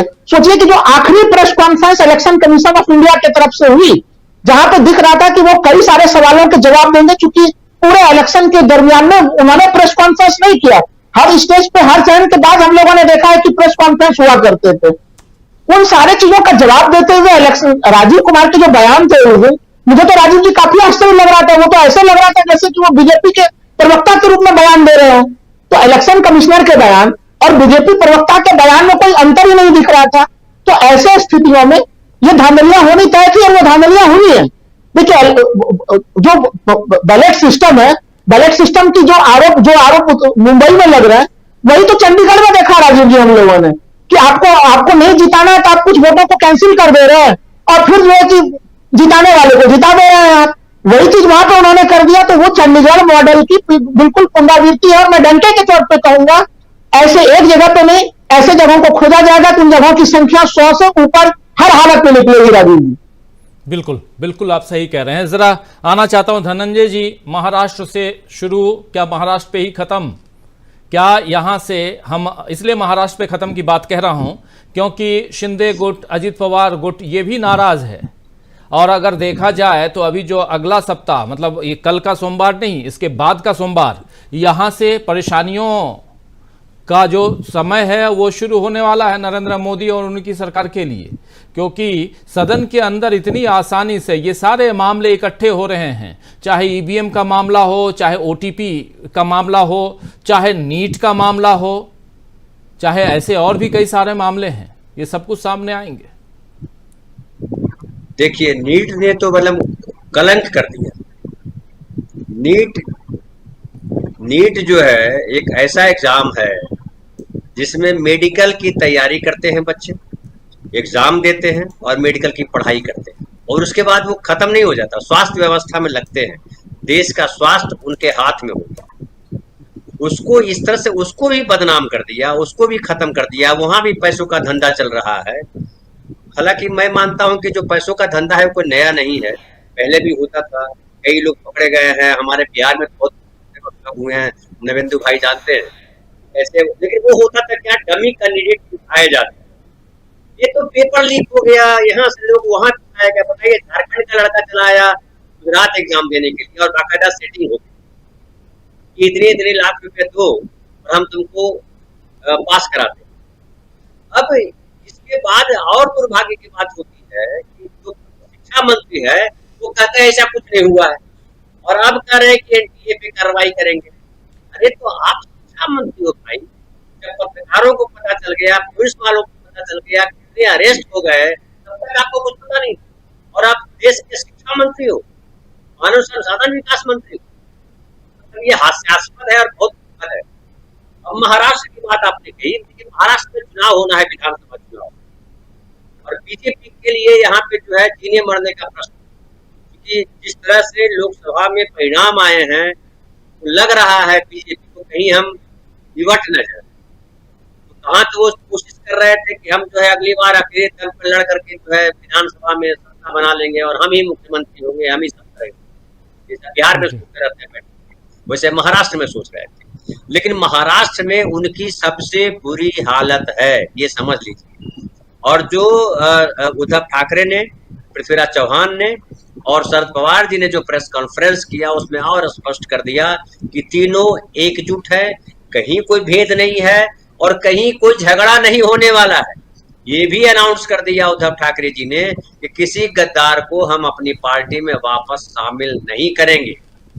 तो इससे क्या लग रहा है? इससे लग रहा है कि पूरे ईमान के साथ, पूरी तैयारी के साथ और जन समस्याओं को लेकर के महाविकास आघाड़ी जो चुनाव लड़ना चाहती है, उसमें अब इनका एजेंडा पूरा का पूरा फ्लॉप होता नजर आ रहा है। हर बिंदु पे फ्लॉप हुई है बीजेपी सरकार, और जो बच गया था थोड़ा बहुत, जो यहाँ के नागरिकों ने सजा नहीं दी है, वो विधानसभा में और बुरी गत मुझे दिखाई पड़ती है, या और बुरी गत होने वाली है। जी देखते हैं सदन के अंदर क्या कुछ होने जा रहा है। इधर संसद में और विधानसभा चुनाव इसी साल है, महाराष्ट्र में भी, और इसी साल चुनाव है हरियाणा और झारखंड में भी, और जम्मू कश्मीर में भी चुनाव होना है। इन चुनावों की बात भी, उसका सूरत हाल भी आप जानेंगे, समझेंगे हमारे इसी चैनल पे। और लेकिन उसके साथ साथ ये जो अभी सरकार बनी है, नई नवेली सरकार, और आज 12 दिन हुए हैं रिजल्ट के 12 दिन हुए हैं। सरकार तो 9 तारीख को नरेंद्र मोदी ने ओथ लिया है,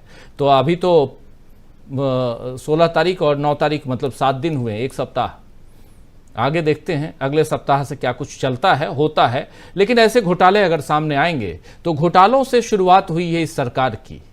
और आशा है ये कार्यक्रम आपको पसंद आया होगा। इस वीडियो को ज़्यादा से ज़्यादा शेयर करें, लाइक करें और कमेंट करके बताएं आपकी राय क्या है। और अगर आपने हमारा यूट्यूब चैनल अभी तक सब्सक्राइब नहीं किया है तो तुरंत इसको सब्सक्राइब कर लीजिए और बेल आइकन भी दबा दीजिएगा, ताकि अगली जब वीडियो अपलोड हो तो आपके पास इसका नोटिफिकेशन पहुंच सके। और अगर आपने हमारा फेसबुक पेज फॉलो नहीं किया है, फेसबुक पेज को भी फॉलो करें। धन्यवाद।